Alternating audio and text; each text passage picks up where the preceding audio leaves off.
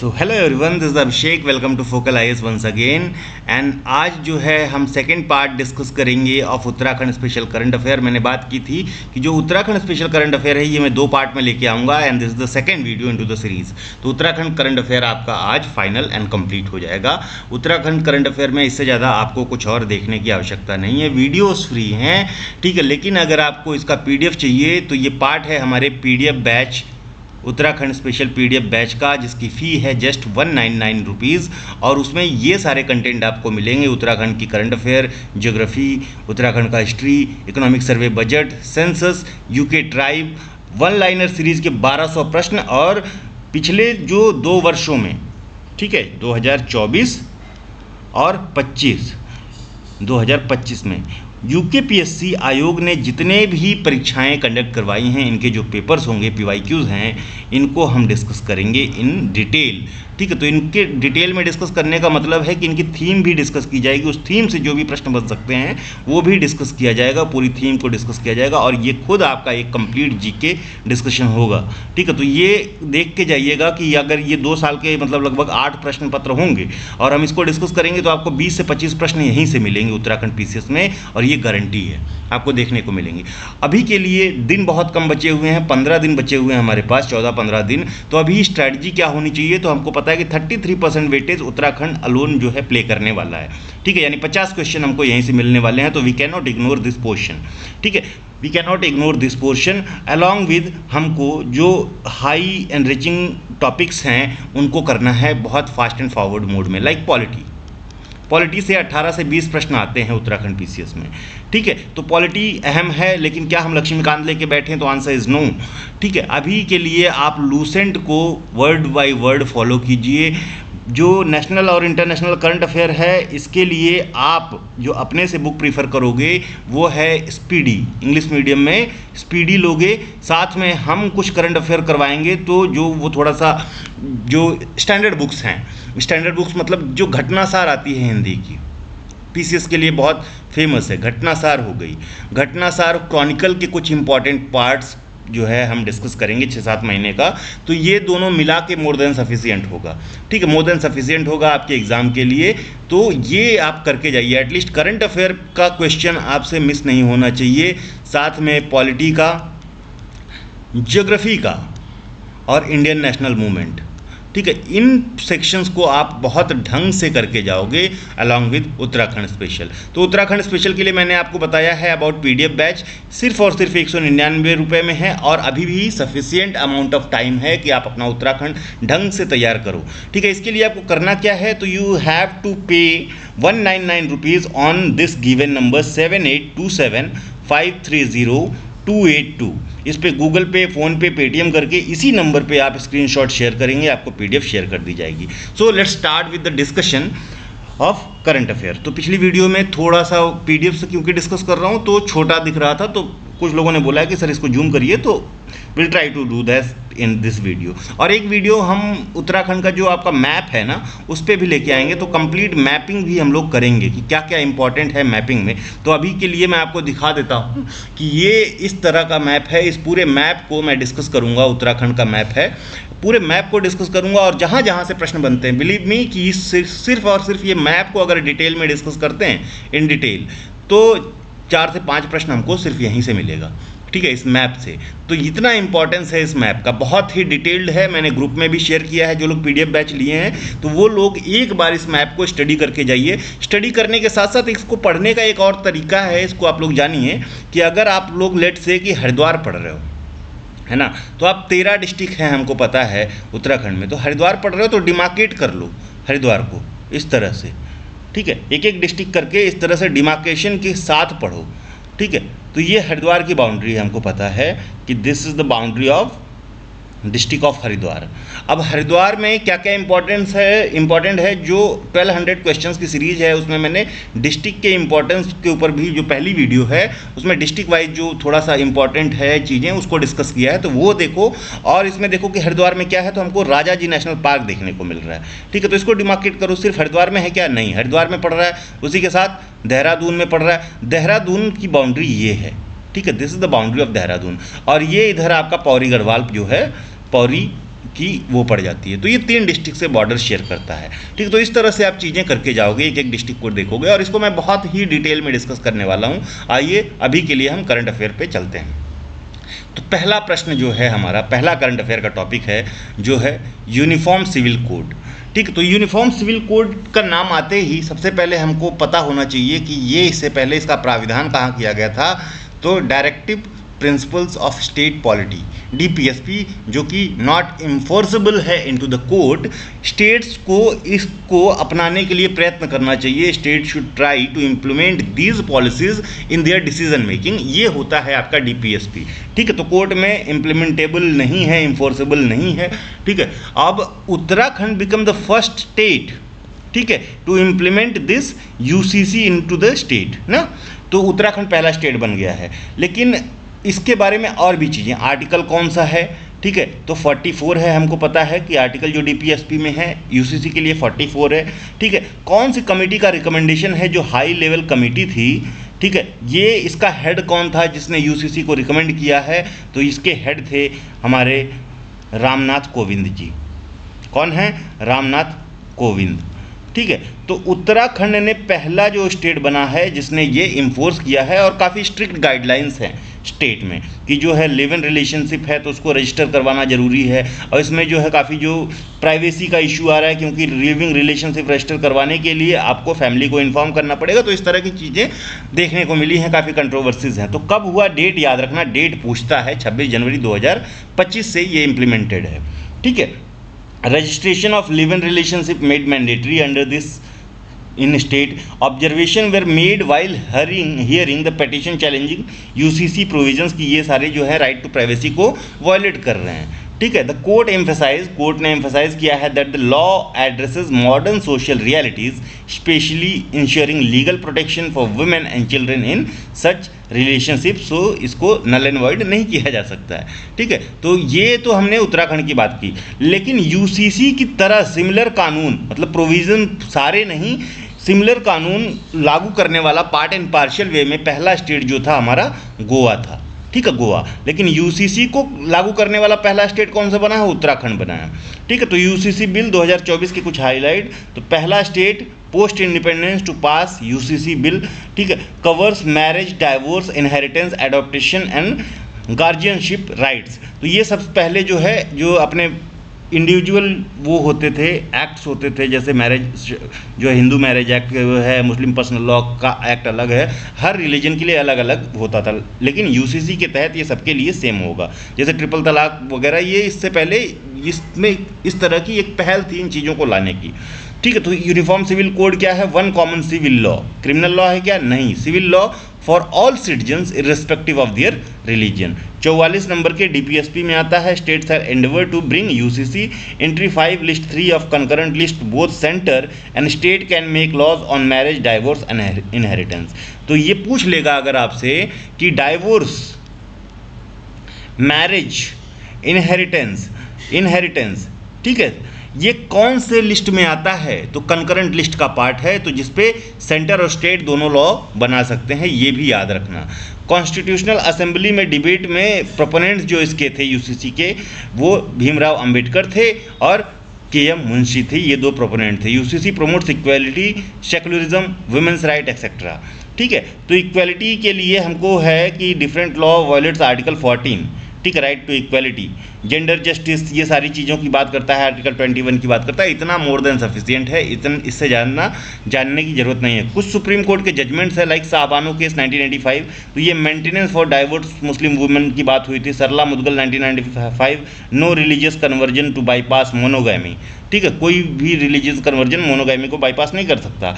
शायरा बानो 2017 का ट्रिपल तलाक अनकॉन्स्टिट्यूशनल बताया इस केस में। अच्छा, शायरा बानो के बारे में कुछ इंपॉर्टेंट भी है, ये भी याद रखना कि उत्तराखंड वुमेन्स जो कमीशन है इसकी वाइस प्रेसिडेंट बनाया गया, इनको ये याद रखना, ठीक है। करंट में Indian young laws 2018 customarily law can't override constitution, और लॉ कमीशन का जो व्यू है 21st लॉ कमीशन, तो उस समय बोला था 21st लॉ कमीशन ने कि UCC is important but right now the condition of the country is not suitable कि हम इसको तुरंत एज इट इज़ हम इसको इम्प्लीमेंट कर दें। तो इसके लिए प्रॉपर डिस्कशन, स्टेक होल्डर्स का व्यू लेना जरूरी है, ठीक है। 22nd लॉ कमीशन में आया है, justice Rituraj Awasthi is the chairman of 22nd law commission. इतनी चीज़ें याद रखेंगे, ठीक है। तो बस इतना ही डेडिकेटेड पोर्टल वगैरह बना है। अब बात करते हैं एनजीटी की। तो एनजीटी ने समन किया है उत्तराखंड ऑफिशियल्स को, स्पेशली फॉरेस्ट ऑफिशियल को, ओवर इलीगल ट्री फेलिंग, ठीक है। तो एनजीटी का है, नेशनल ग्रीन ट्रिब्यूनल है, ये has summoned member secretary Uttarakhand pollution control board, principal chief conservator of forest, ठीक है, over illegal cutting of 176 trees in Chandpur village Udham Singh Nagar में, ठीक है। 176 जो इलीगल कटिंग विलेजेस की हुई है, तो इन दोनों लोगों को समन किया है।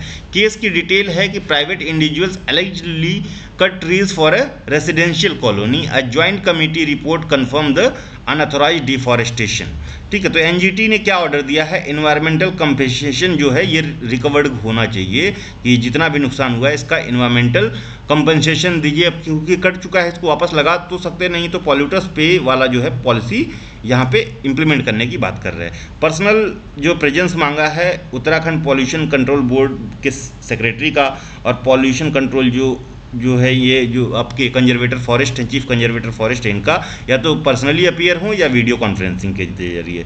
ट्राइब्यूनल ने स्ट्रेस किया है their appearance is crucial for fair judgement.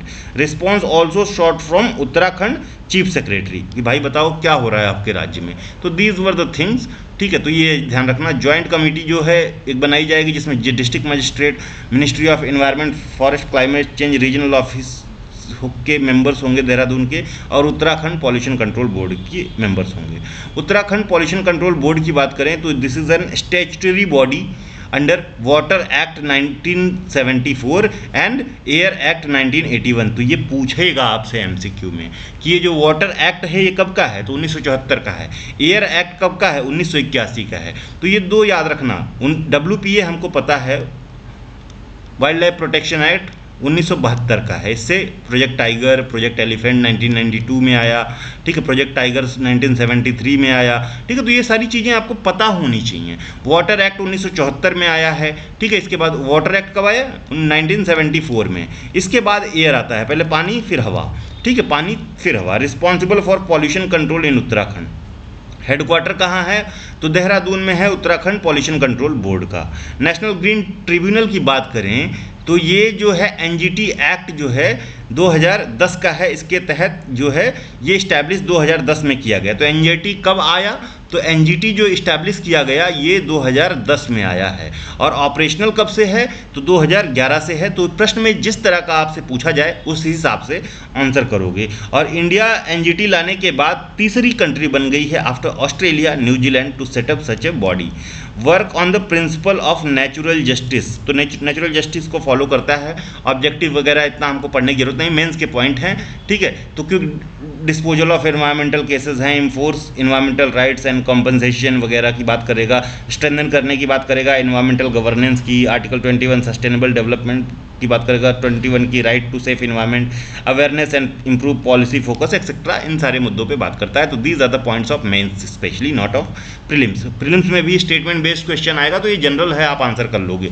Composition बहुत इंपॉर्टेंट है एनजीटी का। तो चेयरपर्सन जो होगा वो जज ऑफ सुप्रीम कोर्ट होगा, या ठीक है, या chief justice of high court, कैसा, रिटायर्ड,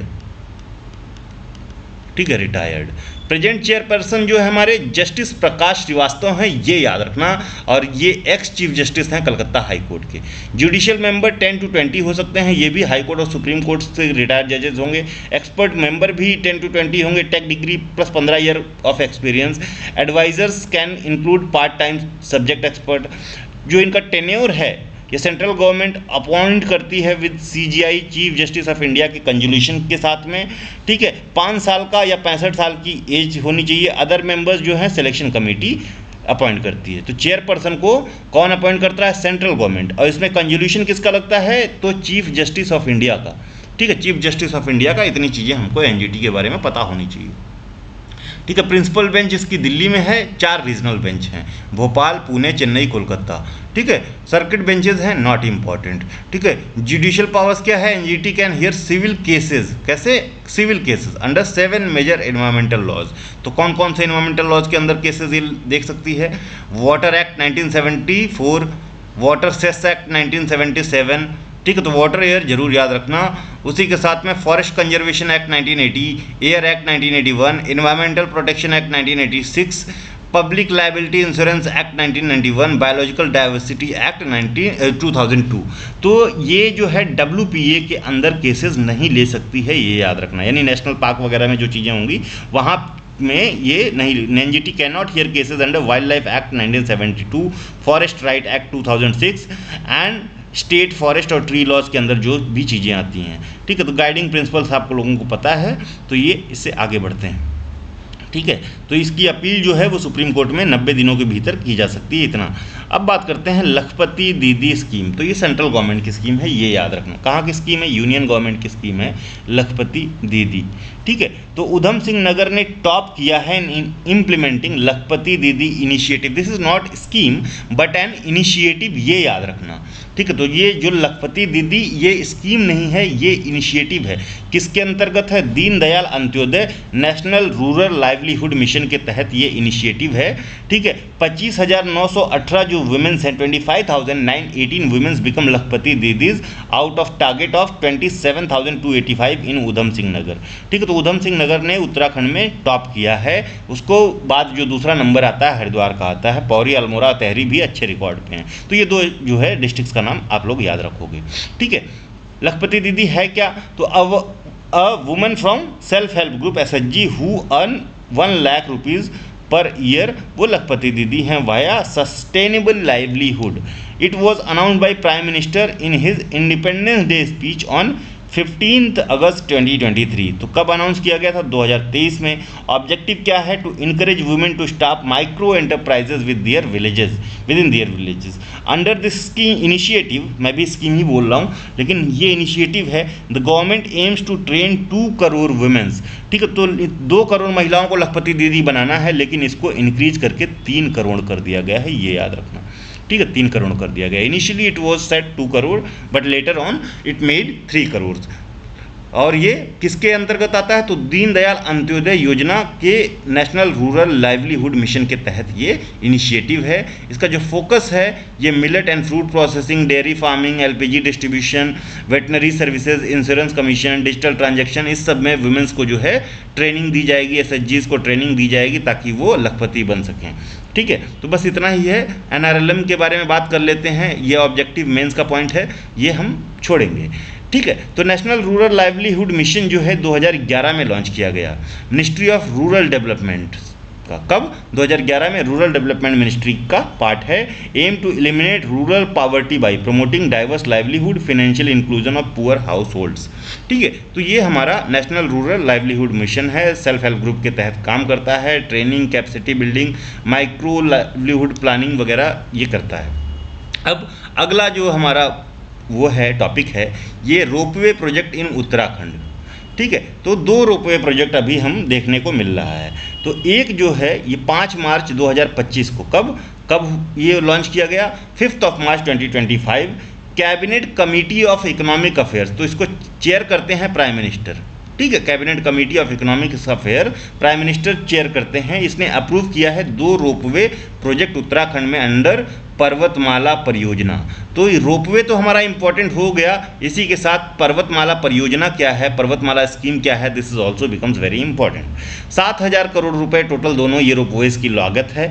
स्कीम है नेशनल रोपवे डेवलपमेंट प्रोग्राम के तहत पर्वतमाला परियोजना के अंतर्गत आती है। पर्पज क्या है, बूस्ट पिलग्रिमेज और reduce travel time to high altitude site. तो जो पहला प्रोजेक्ट है ये गोविंद घाट कहाँ है, तो ये रुद्रप्रयाग डिस्ट्रिक्ट में पड़ता है, केदारनाथ वाले ट्रैक पे, ठीक है, केदारनाथ वाले रास्ते पे, ठीक है। टू हेमकुंड साहिब तक जाएगा। टोटल 12.4 किलोमीटर का होगा और 2730 करोड़ रुपए इसकी लागत आएगी, ठीक है। कहाँ से, गोविंद घाट से हेमकुंड साहिब तक पहला जो है, ठीक है। मोड क्या है, कैसे बनाया जाएगा, तो ट्रिपल पी मोड में design, built, finance, operate and then transfer. तो पहले डिज़ाइन करेगा, जो कंपनी होगी, प्राइवेट कंपनी होगी, उसको बनाएगा, ठीक है, इस पर जो है पैसा लगाएगा और ये पैसा निकालेगा, मतलब इस पे जो भी फीस लगेगी रोपवे में, ये इनिशियली इस कंपनी के पास में जाएगी, जब ये वसूल हो जाएगी कुछ इसके प्रॉफिट के साथ, फिर ये गवर्नमेंट को ट्रांसफ़र कर दिया जाएगा। तो दिस इज़ व्हाट DBFOT, ठीक है। करंट ट्रैक जो है ये 21 किलोमीटर का है स्टीप का, और ये जो क्या करेगा, सर्व करेगा 1.5 to 2 lakh pilgrimage a year, ठीक है। ये इसको जो है लगभग 21 किलोमीटर का जो स्टीप जर्नी है इसको 12-13 किलोमीटर का कर देगा और आधे से ज़्यादा कम टाइम लगेगा, ठीक है। और इसमें जो बेसिकली आप देखो, हेमकुंड साहिब कहाँ पड़ता है हमारा, हेमकुंड साहिब जो है ये हमारा चमोली डिस्ट्रिक्ट में पड़ता है, और जो हमारा गोविंद घाट है, गोविंद घाट हमारा रुद्रप्रयाग में पड़ता है, ठीक है, रुद्रप्रयाग में पड़ता है। अब यहाँ से जब हम चमोली जाएंगे हेमकुंड साहिब, ये नंद्रजात यात्रा वाला मार्ग भी है, ठीक है। तो यहाँ पे क्या होगा कि ये यहाँ पे वैली ऑफ फ्लावर्स है, तो यहाँ का टूरिज़्म को प्रमोट करेगा। और ये जो वैली ऑफ फ्लावर है ये उत्तराखंड का सबसे छोटा नेशनल पार्क है। कौन सा, वैली ऑफ फ्लावर। कितने नेशनल पार्क्स हैं उत्तराखंड में, हमने कल भी बात की थी, 6 हैं। तो आप लोग रिकॉल करके कमेंट में बताइए कि ये 6 नेशनल पार्क कौन कौन से हैं। वैली ऑफ फ्लावर सबसे छोटा नेशनल पार्क है, इसी के बगल में है Nanda Devi national park, Nanda Devi national park. ये दोनों मिलके उत्तराखंड का एकमात्र बायोस्फीयर रिजर्व, जो MAB man and biosphere programme के तहत, यूनेस्को के तहत आता है, एक बायोस्फीयर रिजर्व का निर्माण करते हैं। नंदा देवी बायोस्फीयर रिजर्व के नाम से जानते हैं, ठीक है। तो इतनी जानकारी हमने कर ली। दूसरा जो हमारा है वो है सोनप्रयाग से केदारनाथ का रोपवे। ये 12.9 किलोमीटर का है। पहला वाला कितना था, पहला वाला 12.4 और दूसरा वाला 12.9। तो इसकी कॉस्टिंग भी ज़्यादा आ रही है क्योंकि यहाँ पे हाइट बहुत ज़्यादा है, ठीक है। करंट रूट जो है 16 किलोमीटर का ट्रैक है, हेलीकॉप्टर से जाते हैं लोग फ्रॉम गौरीकुंड। तो नया जो ट्रेवल है ये 8 से 9 हावर्स का हो जाएगा, 8-9 घंटे का लगता था, ये 36 मिनट में दूरी कंप्लीट की जाएगी। तो बहुत ही फ़ायदा होने वाला है। हेलीकॉप्टर सर्विसेज चलती थी, एक जो सर्विसेज का, हेलीकॉप्टर सर्विसेज का 20-20, 30-30, 40-40, 50-50 हज़ार रुपये लगते थे। तो ये कहीं ना कहीं चीप भी होगा उससे, ठीक है, और ये टाइम सेविंग भी होगा। सिग्निफिकेंस क्या है, Kedarnath is Jyotirlinga and part of 4 धाम यात्रा। तो यहाँ पे ये ट्रेवल टाइम रिड्यूस होगा और यात्रियों की सुविधाएं बढ़ेंगी। पर्वतमाला जो है ये बजट 2022-23 में अनाउंस किया गया था। फोकस क्या है, इको फ्रेंडली PPP यानी private partnership, public private partnership based ropeway transport इन हिली एरिया में डेवलप करना है और कंजेस्टेड एरिया में डेवलप करके उसको डीकंजेस्ट करना है। Aim to improve connectivity and promote tourism है, ठीक है। Cabinet committee of economic affairs की अभी हमने बात की थी कि इसको हेड करते हैं, सॉरी एक सेकंड, बस इसको मैं थोड़ा सा प्लग इन कर दूं, 1 second, okay done. Now it is that cabinet committee of economic affairs, इसको हेड करते हैं हमारे प्राइम मिनिस्टर। ये क्या करता है, ये ओवरसी करता है किस चीज़ को, तो इकोनॉमिक पॉलिसी को, गवर्नमेंट कौन सी इकोनॉमिक पॉलिसी बना रही है, foreign investment, public sector priorities को ध्यान में रखते हुए। तो ये देखो आप यहाँ पे मैंने मैप में लगा रखा है, तो ये है आपका गौरीकुंड और यहीं के पास में गोविंद घाट पड़ता है। यहाँ से ये जो है, सॉरी ये है गोविंद घाट और ये यहाँ से हमारा हेमकुंड साहिब का ट्रैक है, ठीक है। हेमकुंड साहिब पिलग्रिमेज है, 1930 में यहाँ पे कुछ वो हुआ था। हेमकुंड साहिब जो है एक प्रॉपर जो है सिख पिलग्रिमेज सेंटर है, ठीक है। हेमकुंड साहिब गुरुद्वारा है और इसी के बगल में मंदिर भी है। तो उस मंदिर का क्या नाम है आप कमेंट में बताएंगे, ठीक है। दूसरा हमारा जो है ये वाला जो है गोविंद घाट कह रहे हैं कि ये सोनप्रयाग से बेसिकली चलता है। कहाँ से है, सोनप्रयाग जो है आप गौरीकुंड के पास में पड़ता है केदारनाथ तक, ठीक है, ये है, ठीक है। तो ये दो हैं, एक जो है ये 12.4 किलोमीटर का है, 12.4 किलोमीटर का, और ये 12.9 किलोमीटर का है। दोनों चीज़ें याद रखेंगे, ठीक है। तो ये दोनों रोपवे प्रोजेक्ट्स हमें ध्यान में रखना है, ठीक है। और इसको जो इम्प्लीमेंट कर रहा है वो national highway logistic management limited कर रहा है। National highway logistics management limited इसको मैनेज कर रहा है। अब बात करते हैं अगली न्यूज़ की। प्राइम मिनिस्टर की विजिट हुई थी टू मुकाहवा। तो जैसे मैंने बात की कि केदारनाथ है ना, ये केदारनाथ टेम्पल है, कहाँ पे पड़ता है? रुद्रप्रयाग जिले में। तो ठंडियों में जो है शिव महाराज को, शिव जी को, भोलेनाथ को यहाँ से इनके समर जो विंटर जो हाउस है, विंटर होम ले आया जाता है, क्योंकि यहाँ बर्फ़ पड़ती है। तो ये जो विंटर लोकेशन है ये रुद्रप्रयाग में ही उकीमठ नाम की जगह है। तो उसी तरह से जो माँ गंगा हैं, ठीक है, इनका जो समर अबोर्ड है, समर इनका रेसिडेंट है, वो क्या है? गंगोत्री है, गोमुख है, ठीक है। समर्स में ये गंगोत्री में गोमुख के पास इनका टेम्पल है, गंगा टेम्पल है। विंटर्स में इनको भी इनकी भी जो मूर्ति को थोड़ा नीचे जो है हर्षिल के पास में, उत्तरकाशी डिस्ट्रिक्ट में ही, उत्तरकाशी में ही मुकाहवा ले आया जाता है। मुकाहवा जो है ये इनका क्या है? विंटर अबॉर्ड है, विंटर अवार्ड है माँ गंगा का, उत्तरकाशी में, विंटर सीट ऑफ माँ गंगा। तो prime minister visited Mukhwa village, Harsil Uttarakhand के पास में, उत्तरकाशी में, और यहाँ पे प्रेयर ऑफर की थी। This is the winter seat of माँ गंगा।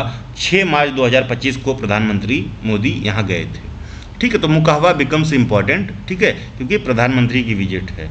हर्षिल इवेंट, तो पीएम ने फ्लैग ऑफ किया है एक ट्रैक और बाइक रैली, यहाँ से एड्रेस किया है पब्लिक गैदरिंग को।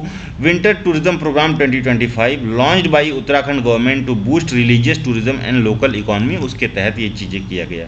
इसका फोकस जो है 4 धाम यात्रा पे रहता है हमेशा, ठीक है। तो ये बेसिक बातें हैं, ठीक है। मुकाहवा के बारे में सुनते हैं, ठीक है। तो ये अ विलेज इन हर्षिल बुग्याल, तो हर्षिल क्या है हमारा? हर्षिल में एक बुग्याल है, हर्षिल के पास में। ये बुग्याल का नाम क्या है ये आप लोगों को कमेंट में बताना। आगे हम देखेंगे कौन कौन से बुग्याल हैं उत्तराखंड में। बुग्याल क्या होते हैं? मेडोज होते हैं, ग्रासलैंड्स होते हैं। अब ये मेडोज जनरली जो पाए जाते हैं ये 3000 या 3500 फीट के ऊपर मिलते हैं, यानी जब ट्री लाइन ख़त्म होती है यहाँ से हमको ग्रासेस देखने को मिलते हैं। ये लस ग्रीन जो है पूरा व्यू होता है, और ये मेडोज जो हैं इसको उत्तराखंड में बुग्याल कहते हैं, गार्डन्स को। और इसके ऊपर जब आप 45 के ऊपर जाओगे, 100 के ऊपर, तो ये मेडोज भी ख़त्म हो जाते हैं और यहाँ पे बारेन लैंड चालू हो जाती है। ट्री लाइन एकदम से, ट्री और ये सारा ख़त्म हो जाता है, बारेन लैंड। जैसे आप लेह लद्दाख में देखोगे सिर्फ पत्थर दिखेगा, वहाँ पे ना कोई घास ना कोई ट्री, कुछ भी नहीं दिखेगा, ठीक है। तो ये चीज़ें ध्यान रखना।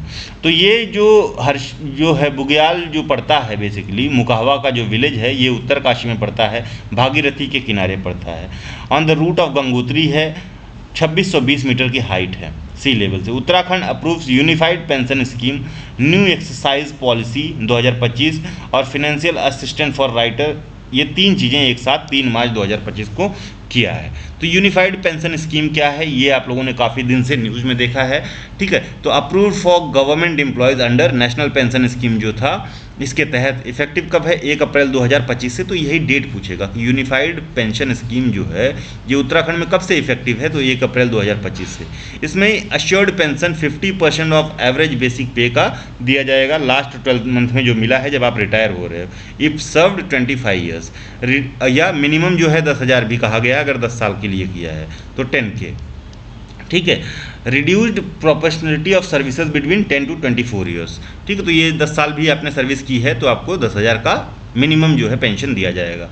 अब जो आपका नेशनल पेंशन स्कीम है वो मार्केट बेस्ड पेंशन स्कीम थी, एनपीएस, कि मार्केट में कैसे उतार चढ़ाव आ रहे हैं उस तरह से आपका रेट जो है रेट ऑफ पेंशन वेरी करेगा। इसमें ये फिक्स है, जैसे ओल्ड पेंशन स्कीम था उसी तरह से ओपीएस की तरह से है आपका यूपीएस।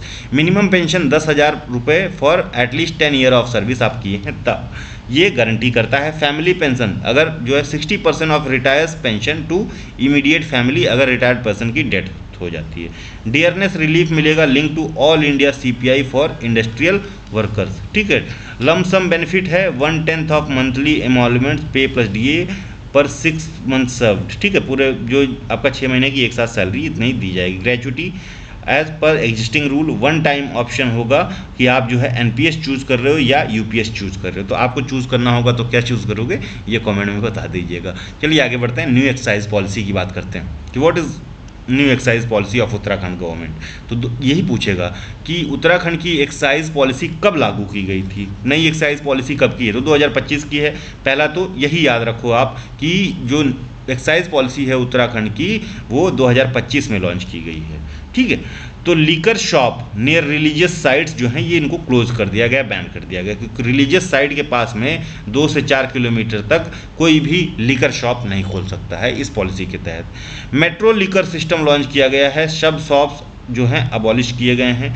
सेलिंग अबव एमआरपी अगर कोई बेच रहा है तो ये इसका लाइसेंस कैंसिल हो सकता है। ठीक है, एक्साइज रेवेन्यू टारगेट्स जो रखा गया है, तो 2 साल पिछले में अच्छा खासा अचीव किया है। 2025-26 में 5060 करोड़ का टारगेट रखा गया है। तो 2023-24 में 4038 करोड़ टोटल कलेक्शन हुआ था, 4000 करोड़ का टारगेट था। 24-25 में 4000 करोड़ जो है कलेक्टेड किया गया, अभी तक 4439 करोड़ का टारगेट है। अभी फिनेंशियल ईयर पूरा होने में बहुत टाइम है, और 2025-26 के लिए 5060 करोड़ रुपए का टारगेट रखा गया। ठीक है, तो ये हमारी एक्साइज पॉलिसी है। क्या क्या कहती है कि एमआरपी से ऊपर बेचा तो लाइसेंस कैंसिल हो सकता है। ठीक है, मेट्रो लीकर सिस्टम सब शॉप्स जो है अबॉलिश कर दिए गए हैं। ठीक है, लीकर शॉप रिलीजियस प्लेसेस के सामने नहीं होनी चाहिए। Aid support for literature culture, तो इसमें क्या है, ये तीसरा उसी दिन लॉन्च किया गया, एक ही दिन में 3 मार्च को। ठीक है, तो ये तीसरी चीज़ है, एड फॉर 45 राइटर्स जो है अनाउंस किया गया है। ठीक है, 21 new literary award introduce including Uttarakhand Sahitya Bhushan. ये रिफ्लेक्ट करता है गवर्नमेंट का commitment to preserving heritage and promoting authors of Uttarakhand. ठीक है, तो ये 3 चीज़ें हमने देख ली। Uttarakhand approves unified pension scheme, new excise policies, और असिस्टेंट जो है वो राइटर्स के लिए। ठीक है, कितने 45 राइटर्स को। अभी कितना एड दिया गया, क्या दिया गया, this is not important. Uttarakhand promotes green game at 38th national games. तो ये जो 38वां जो राष्ट्रीय खेल हुआ है, ये उत्तराखंड के विभिन्न जगहों पे हुआ है। ठीक है, जो 38वां 39वां कहाँ होने वाला है, वो मेघालय में होगा। ठीक है, ये चीज़ें याद रखना।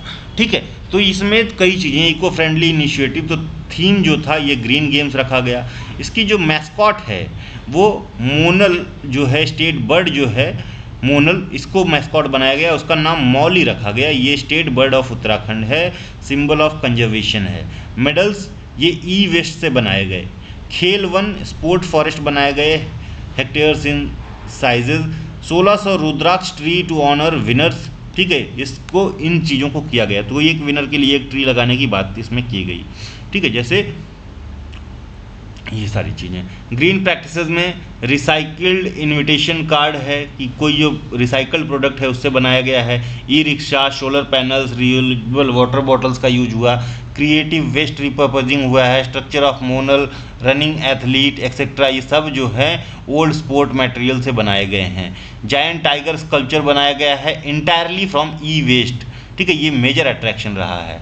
फिटनेस एंड सस्टेनेबिलिटी की बात करें तो बाइसिकल प्रोवाइड की गई है at venue to promote health and eco awareness. ठीक है, जो लोग जा रहे हैं खिलाड़ियों को, वुमेन हेल्थ की बात जो है, इनके मेंस्ट्रुअल साइकिल के लिए हेल्थ किट जो है फीमेल्स एथलीट को प्रोवाइड की गई हैं। ठीक है, सैनिटरी पैड्स वगैरह। ट्रेडिशनल स्पोर्ट को रिकॉग्निशन दिया गया, लाइक योग। ठीक है, मलखम्ब जो है ये आपका ये वॉर डांस प्रैक्टिस है। ठीक है, रेसलिंग डांस है, कहाँ का, महाराष्ट्र का। तो एक खंभा होता है बीच में, पोल खंभ, इसी से मलयुद्ध करते हैं, ये मलखंभ है। इसी तरह से आपका साउथ में जो है वो है कलरिया पट्टू, केरला में। ठीक है, केरला में। Included in medals. ठीक है, wrestling game included in medal tally for the first time. ठीक, तो ये मलखंभ और योगा याद रखना। प्रोमोटिंग लोकल कल्चर और टूरिज्म की भी बात कही गई, तो events held in scenic spots like Tehri and Almora. पहाड़ी फूड, झंगोरा और गहट दाल जो है ऑफर की गई। एपन आर्ट जो है डिस्प्ले किया गया इन बैनर्स एंड पोस्टर। तो ये एपन है क्या, तो एपन जो निकल के आया है, ये शब्द लेपन से निकल के आया है। ठीक है, ये इनिशियली जो ट्रेडिशनली हैं, इसको वुमेन्स जो हैं ऑस्पिशियस ओकेजन्स पे, ठीक है, किससे, राइस पाउडर से ये डिज़ाइंस बनाती थी। ज्योमेट्रिकल डिज़ाइंस वगैरह होती थी, नेचुरल डिज़ाइंस होती थी, फ्लावर्स के, इनके सबके डिज़ाइंस बनाई जाती थी। और स्पेशली ड्यूरिंग जो वेडिंग सीजन्स होता था तो दीवारों पे ये बनता था। आजकल ये कपड़ों पे भी आपको देखने को मिलेगा। सिंथेटिक कलर्स का भी यूज होने लगा है। ठीक है, लेकिन जो ट्रेडिशनली है इसको वुमेन्स करती थी यूजिंग राइस प्लास्टर्ड कलर और गेरू फॉर रेड। ठीक है, तो ये 2 चीज़ें यूज होती थी, ये याद रखना। एंड दिस एपन या Lepan is similar to rangoli of Maharashtra. ठीक है, याद रखना, रंगोली ऑफ महाराष्ट्र। ठीक है, मलखम्ब के बारे में हमने बात कर ली। ठीक है, ये मध्य प्रदेश और महाराष्ट्र में फेमस है, लेकिन स्पेशली ये महाराष्ट्र का रेसलिंग गेम है मलखम्ब। ठीक है, मलखम्ब। तो 4 रेसलिंग गेम हैं इस तरह के। ठीक है, एक मणिपुर का भी है, उसका नाम आप लोग कमेंट में बताइए। मणिपुर का है, महाराष्ट्र का है, और एक जो हमारे हरियाणा का है, एक जो है हमारे और कहाँ का है, साउथ का, केरला का है। ठीक है, इन चारों का नाम आप लोग, सॉरी ये हरियाणा नहीं है, ये पंजाब। ठीक है, तो ये चारों का नाम कमेंट में बताइए। चलिए, सर्विसेज जो है विनर रही हैं 38th नेशनल गेम्स की। तो ये सर्विसेज जो है ये ऑल आर्मी जो है टीम है सर्विसेज, ये विनर रही है। और ये जो है इन्होंने कितना टोटल जीता है, तो 121 मेडल जीते हैं 38th नेशनल गेम में। कितने? 121 मेडल सिक्योर्ड बाय सर्विसेज। इनसे ज़्यादा जो है महाराष्ट्र ने टोटल मेडल 201 मेडल लिए हैं, लेकिन अल्टीमेटली विनर्स कौन है? सर्विसेज हैं। ठीक है, तो 68 गोल्ड है इनके पास, 26 सिल्वर हैं और 27 ब्रोंज है। वहीं अगर महाराष्ट्र के पास देखो तो 54 गोल्ड है, 71 सिल्वर्स हैं, 76 जो है आपके ब्रोंज हैं। गोल्ड किसके पास ज़्यादा है? तो जिसके पास गोल्ड वो विनर, सर्विसेज के पास गोल्ड ज़्यादा है। Maharashtra despite winning 201 medals came second with 54 gold. Total जो स्पोर्ट्स हैं वो 38 थे। ठीक है, तो इतनी चीज़ें हमको याद रखनी चाहिए। ठीक है, अच्छा, दूसरे नंबर पे तो महाराष्ट्र है, लेकिन हमारा जो स्टेट है वो भी तो पता होना चाहिए कि स्टेट जो है कौन से नंबर पे है। तो उत्तराखंड 7वें नंबर पे है इसमें पूरा। ठीक है, तीसरा नंबर याद रखना हरियाणा का है, पहला दूसरा तीसरा एटलीस्ट याद रखना। देन उत्तराखंड की पोजीशन, उत्तराखंड के टोटल जो मेडल्स हैं 103 हैं, जिसमें 24 गोल्ड है, 35 सिल्वर है, 35, 44 जो आपका ब्रॉन्ज है। ठीक है, टोटल जो हैं गोल्ड मेडल्स हैं 457। टोटल मेडल्स की बात करें तो 1523 हैं। तो टोटल गोल्ड भी याद रखो, इस तरह से एमसीक्यू पूछा जा सकता है। तो यहाँ पे कुछ इंपॉर्टेंट बातें हैं। 38th नेशनल गेम से लेके 38th national game concluded in Haldwani. तो आखिरी वाला जो मैच हुआ है वो हल्द्वानी नैनीताल उत्तराखंड में हुआ है। हल्द्वानी कौन से डिस्ट्रिक्ट में पड़ता है? नैनीताल में। ठीक है, ग्रैंड सेरेमनी हुई थी 14 फरवरी 2025 को ये समाप्त हुआ है। कब से कब तक चला है? तो जनवरी 28 से फरवरी 14, 2025। थीम था ग्रीन गेम्स। ठीक है, 10,000 से ज़्यादा एथलीट्स पार्टिसिपेट किए हैं। कई जगह 38, कई जगह 37 लिखा है, कई जगह 34, 36 भी लिखा है। 38 मैं मान के चल रहा हूँ। ठीक है, आप लोग अपने हिसाब से देख लेना कि जिस तरह से ऑप्शंस आता है उसको टिक कर लेना। ये देखिए बहुत संभावना है कि इसको पूछा जाए। ठीक है, इसमें कहीं से भी प्रश्न पूछा जा सकता है। तो 38th नेशनल जो है स्पोर्ट टीम, 10,000 से ज़्यादा एथलीट पार्टिसिपेट किए हैं। सबसे ज़्यादा एथलीट कहाँ से पार्टिसिपेट किए हैं? तो आपके उत्तराखंड से। सेकंड नंबर पे आपका महाराष्ट्र आता है। ये 2 चीज़ें याद रखोगे। ठीक है, स्पोर्ट डिसिप्लिन 35 स्पोर्ट्स हैं और 4 डेमोस्ट्रेशन इवेंट्स हैं। तो टोटल 39 जो हैं इवेंट्स हैं हमारे पास total. Main venue Dehradun, Haridwar, Pithoragarh और हल्द्वानी, ये रहा है। ठीक है, बाकी ई वेस्ट मेडल्स ये सारी चीज़ें देख ली। कल्चरल हाइलाइट्स, तो ओपनिंग परफॉर्मेंस जो है वो जुबिन नौटियाल ने परफॉर्म की है और पवनदीप रंजन ने ये परफॉर्म की है। तो दोनों के बारे में थोड़ा थोड़ा सा देख के जाना।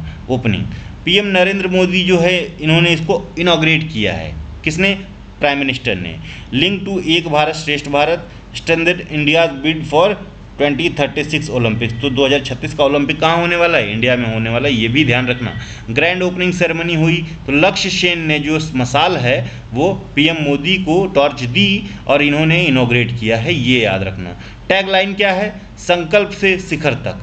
ठीक है, जो ये 38th नेशनल गेम है इसका टैगलाइन क्या है? संकल्प से शिखर तक। थीम क्या है? Green game, green game. तो ये 2 चीज़ें हमको याद रहनी चाहिए।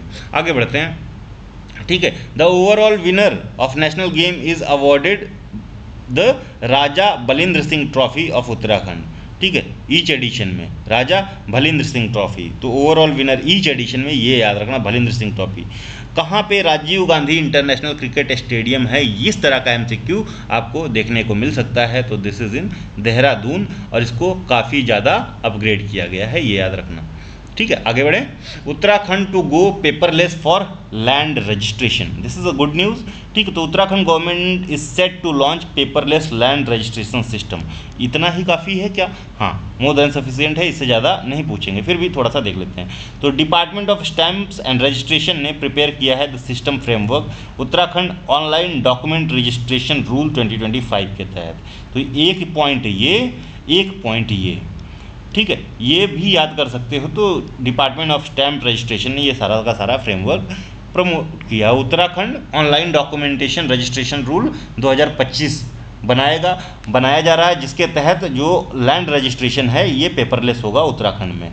ठीक है, to be presented in next cabinet meeting. तो ये याद रखना, डिजिटल ट्रांसफॉर्मेशन में registration to go paperless, Aadhaar authentication और virtual registration via video KYC होगा। जैसे आप बैंक में खाता खोलते हो कुछ बैंक्स में, option for parties to either visit sub registrar office और वेरीफाई डॉक्यूमेंट रिमोटेडली ऑनलाइन। ठीक है, ऑनलाइन ही KYC कर सकते हैं। ठीक है, सब registrar will use digital signatures and send instant confirmation via WhatsApp और ईमेल। ठीक है, तो ये है पूरा का पूरा प्रयोजन। ठीक है, तो इसमें से कहीं से भी कुछ आएगा तो मेरे हिसाब से छूटेगा नहीं। ठीक है, ये मेंस का पॉइंट है, सिग्निफिकेंस वगैरह। ठीक है, मेंस जब हम लोग टैकल करेंगे उत्तराखंड पीसीएस का, तो ये डॉक्यूमेंट तब भी उतना ही कारगर साबित होगा। उसी हिसाब से बनाया गया कि सिग्निफिकेंस क्या है, चैलेंजेस क्या हैं, मैंने सब एड्रेस करने की कोशिश की है, ताकि ये जो है आपको उस समय भी, तो अभी आप पढ़ते समय ध्यान दोगे कि जैसे कहीं पर सिग्निफिकेंस है तो ये सेल्फ अंडरस्टूड है ना। लिखने के लिए आपको पॉइंट चाहिए कि हाँ 4 सिग्निफिकेंस में 4 पॉइंट चाहिए, लेकिन आज समझने के लिए नहीं चाहिए। तो आप पीटी के लिए इन चीज़ों को थोड़ा सा अवॉइड करना। ठीक है, आदर्श संस्कृत विलेज इनिशिएटिव उत्तराखंड ने लॉन्च किया। आदर्श संस्कृत विलेज इनिशिएटिव, तो उत्तराखंड में 13 जिले हैं, हर जिले से एक गांव को चुना जाएगा, ग्राम पंचायत को चुना जाएगा, जहां पे संस्कृत पढ़ाई जाएगी। ठीक है, तो उत्तराखंड गवर्नमेंट ने अप्रूव किया है 15 अप्रैल 2025 को अपनी कैबिनेट मीटिंग में 1 विलेज इन ईच डिस्ट्रिक्ट, 13 जिले हैं, as an Adarsh Sanskrit village to preserve and promote Sanskrit the state second official language. अच्छा, ये क्वेश्चन यहाँ से पे बनता है कि उत्तराखंड ने ये जो सेकेंड ऑफिशियल लैंग्वेज है संस्कृत, इसको कब अडॉप्ट किया है? याद रखना, उत्तराखंड क्या ये पहला स्टेट है संस्कृत को सेकेंड ऑफिशियल लैंग्वेज अडॉप्ट करने में? ऐसे 2 स्टेट हैं, एक हिमाचल प्रदेश है, लेकिन पहला कौन है ये भी आप कमेंट में बताते हुए चलिए। ठीक है, चलिए आगे बढ़ते हैं। ठीक है, तो ये सारे आपको देखने को मिलेंगे, इस तरह के MCQs मिलेंगे, इसीलिए मैं इनको बीच बीच में हाईलाइट करके पूछते हुए चल रहा हूँ। ठीक है, अभी बहुत बाकी है, हम लोग 14वें नंबर पेज पे हैं, थोड़ा फास्ट एंड फॉरवर्ड करना पड़ेगा। ठीक है, तो संस्कृति टर्म जो है संस्कृत इन डेली लाइफ, ये सारा है। तो आदर्श संस्कृत विलेज जो है कहाँ पे बनाने की बात कर जा रही, तो गढ़वाल रीजन में कहाँ पे कौन कौन सा विलेज सेलेक्ट किया गया है ये भी हो सकता है पूछ ले। तो नूरपुर पाल झंडी जो है हरिद्वार में है, देहरादून में भोगपुर है, कोटगांव उत्तरकाशी में, दीमर चमोली में, गोड्डा जो है पौड़ी में, रुद्रप्रयाग में बैजी, टेहरी में मुखेम, कुमाऊं रीजन में नैनीताल में पांडे विलेज, अल्मोड़ा में जयंती विलेज, चंपावत में करकक्की विलेज है, पिथौरागढ़ में उर्ग, बागेश्वर में शेरी और उधम सिंह नगर में नगला तराई। ठीक है, तो दीज आर द विलेजेस जहाँ पे संस्कृत जो है इनको प्रमोट किया जाएगा इनमें। ठीक है, तो ये चीज़ें याद रखेंगे। आगे बढ़ें, लेकिन यहाँ पे थोड़ा सा हम जीके वाला पार्ट देखते हैं। तो 100+ संस्कृत मीडियम स्कूल्स हैं उत्तराखंड में जो ऑपरेट कर रहे हैं। उत्तराखंड संस्कृत यूनिवर्सिटी जो है ये स्टेट यूनिवर्सिटी है, तो एक स्टेट यूनिवर्सिटी है संस्कृत यूनिवर्सिटी, और ये है हमारे हरिद्वार में। कहाँ पे है? हरिद्वार में, और ये स्टेट यूनिवर्सिटी है। ठीक है, और ये स्टेट यूनिवर्सिटी है, ये बहराबाद हरिद्वार में है, 2005 में इसको इस्टेब्लिश किया गया है। ठीक है, दिल्ली से आओगे आपको देखने को मिलेगा रास्ते में, बस से आपको हरिद्वार में संस्कृत यूनिवर्सिटी देखने को मिलेगी। ठीक है, दूसरा है देव संस्कृत विश्वविद्यालय, और ये प्राइवेट यूनिवर्सिटी है, शांति कुंज नियर हरिद्वार ये भी है, ये 2002 में फाउंड की गई है। ठीक है, चलिए उसके बाद जो हमारी सेंट्रल यूनिवर्सिटी है जिसको एक्ट ऑफ पार्लियामेंट से लाया गया है, ये श्री रघुनाथ कीर्ति कैंपस सेंट्रल यूनिवर्सिटी है, देवप्रयाग में है। ठीक है, फॉर्मली राष्ट्रीय संस्कृत संस्थान के नाम से जानते थे, तब ये सेंट्रल यूनिवर्सिटी नहीं थी। इस्टेब्लिश की गई थी 16 जून 2016 को देवप्रयाग में, पौड़ी गढ़वाल में। तो देवप्रयाग कहाँ है? पौड़ी में है। ये चीज़ें हमको याद रखनी है, और ये सेंट्रल यूनिवर्सिटी है, यानी ये एक्ट ऑफ पार्लियामेंट से आई है। ठीक है, तो एन एंशिएंट इंडियो लैंग्वेज है, पाणिनि की अष्टाध्यायी है। हमको पता है कि संस्कृत का जो पहला ग्रामर है जो लिखा गया वो है पाणिनि की अष्टाध्यायी। अब यूपीएससी कैसे पूछता है पाणिनि, या जो अलग स्टेट पीसीएस जो थोड़ा सा एनालिटिकल क्वेश्चन पूछते हैं, तो वो पूछेंगे कि इनमें से कौन एक साथ का है। जैसे अब यूपीएससी ने प्रश्न पूछा, शायद इस तरह से था कि पनिनी का नाम दिया, पतंजलि का नाम दिया, चंद्रगुप्त सॉरी कह रहे हैं ये हमारे जो अर्थशास्त्र के राइटर हैं, क्या नाम है इनका, चाणक्य का नाम दिया। तो इसमें बोला कौन कौन जो है ये समसामयिक हैं, यानी इन एक साथ के हैं। तो हमको पता है कि चाणक्य तो काफ़ी बाद में आए हैं ना, चाणक्य, लेकिन पनिनी जो है ये 5th-6th सेंचुरी में है, ठीक है। चाणक्य उससे थोड़ी बाद में है, लेकिन पतंजलि इनके काफ़ी बाद में है। तो इनको तो एक बार मान सकते हैं कि कंटेम्प्रेरी है, लेकिन पतंजलि तो काफ़ी बाद में है। पतंजलि का जो टाइम पीरियड है, Patanjali was into the court of Pushyamitra Shunga, Pushyamitra Shunga के कोर्ट में थे पतंजलि, तो ये काफ़ी बाद के हैं, तो ये ऑड वन आउट हैं। इस तरह के क्वेश्चन अगर बहुत डिफिकल्ट करके पूछना चाहेगा तो पूछेगा। तो पहली संस्कृत ग्रामर की बुक है वो है पनिनी की अष्टाध्यायी, ठीक है। तो अष्टाध्यायी जो पनिनी की है, ठीक है, ये हमको पता है कि ये पनिनी जो थे ये टीचर थे कहाँ पे, तक्षशिला यूनिवर्सिटी में, ठीक है। अब तक्षशिला का बहुत ज़्यादा रिकॉर्ड मिलता नहीं है, ठीक है। 6th to 5th सेंचुरी में ये ग्रामर लिखा है, क्लासिक संस्कृत में लिखा गया है। इसी पे एक कमेंट्री लिखी है जिसका नाम है महाभाष्य। इस तरह की चीज़ें उत्तराखंड में पूछेगा, ठीक है। तो पनिनी की अष्टाध्यायी है, उसी के ऊपर कमेंट्री है महाभाष्य, जिसको लिखा है पतंजलि ने।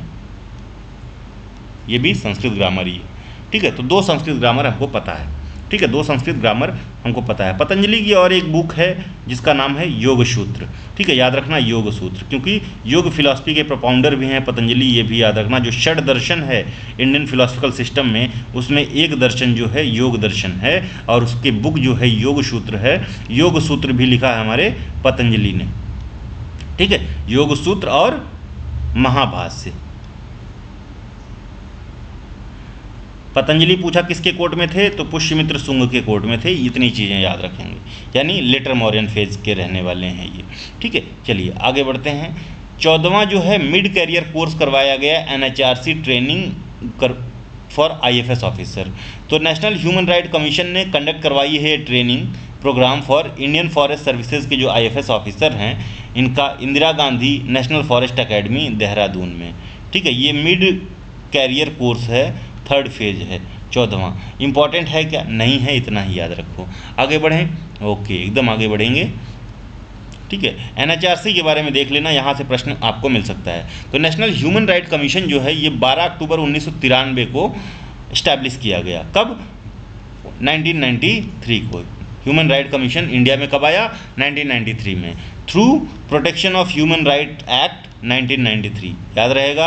इसमें अमेंडमेंट 2006 में और 2019 में किया गया है। तो amendment is not that important, but ये 1993 का ये याद रखना, protection of human right act कब आया और या ह्यूमन राइट कमीशन कब इस्टेब्लिश किया गया है, ठीक है। ये वर्क करता है as per the Paris principles of human rights, ये याद रखना।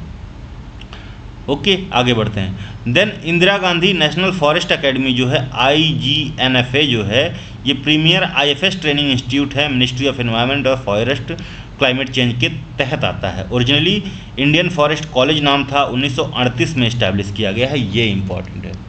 1938 इंडियन फॉरेस्ट कॉलेज, जो अब है Indira Gandhi national forest academy, ये न्यू फॉरेस्ट कैंपस देहरादून में लोकेटेड है, ठीक है। अच्छा, अब दूसरी जो न्यूज़ है हमारी, कहा जा रहा है कि उत्तराखंड का जो ऑर्गेनिक एक्सपोर्ट है ये डिक्लाइन कर गया है, ठीक है। तो ये एक संस्था है, confederation of organic food producers and marketing agency, COOI, इन्हें फ्लैग किया है 66% का drop in organic export from Uttarakhand, ठीक है। 66% बहुत होता है ना। तो एक्सपोर्ट फॉल 2022-23 में देखोगे कि 285 टन हुआ है, 11.6 करोड़ रुपए का एक्सपोर्ट कम हुआ है, ठीक है। 2023-24 में अब देखो कि सीधे 97 टन हो गया है, 4.2 करोड़ का। रीज़न क्या है डिक्लाइन का, स्टेट्स जो ऑर्गेनिक पॉलिसी है ये नॉट इम्प्लीमेंटेड है, माइग्रेशन जो है ये बहुत बड़ा इशू है, लैक ऑफ गवर्नमेंट सपोर्ट है, no incentive, mandis, training, demos, ये सब इसको वो माना जा रहा है, जिम्मेदार माना जा रहा है। जो COII है, क्या फुल फॉर्म था COII का, ठीक है, confederation of organic food producers and marketing industry, ठीक है, confederation of organic food producer and marketing industry.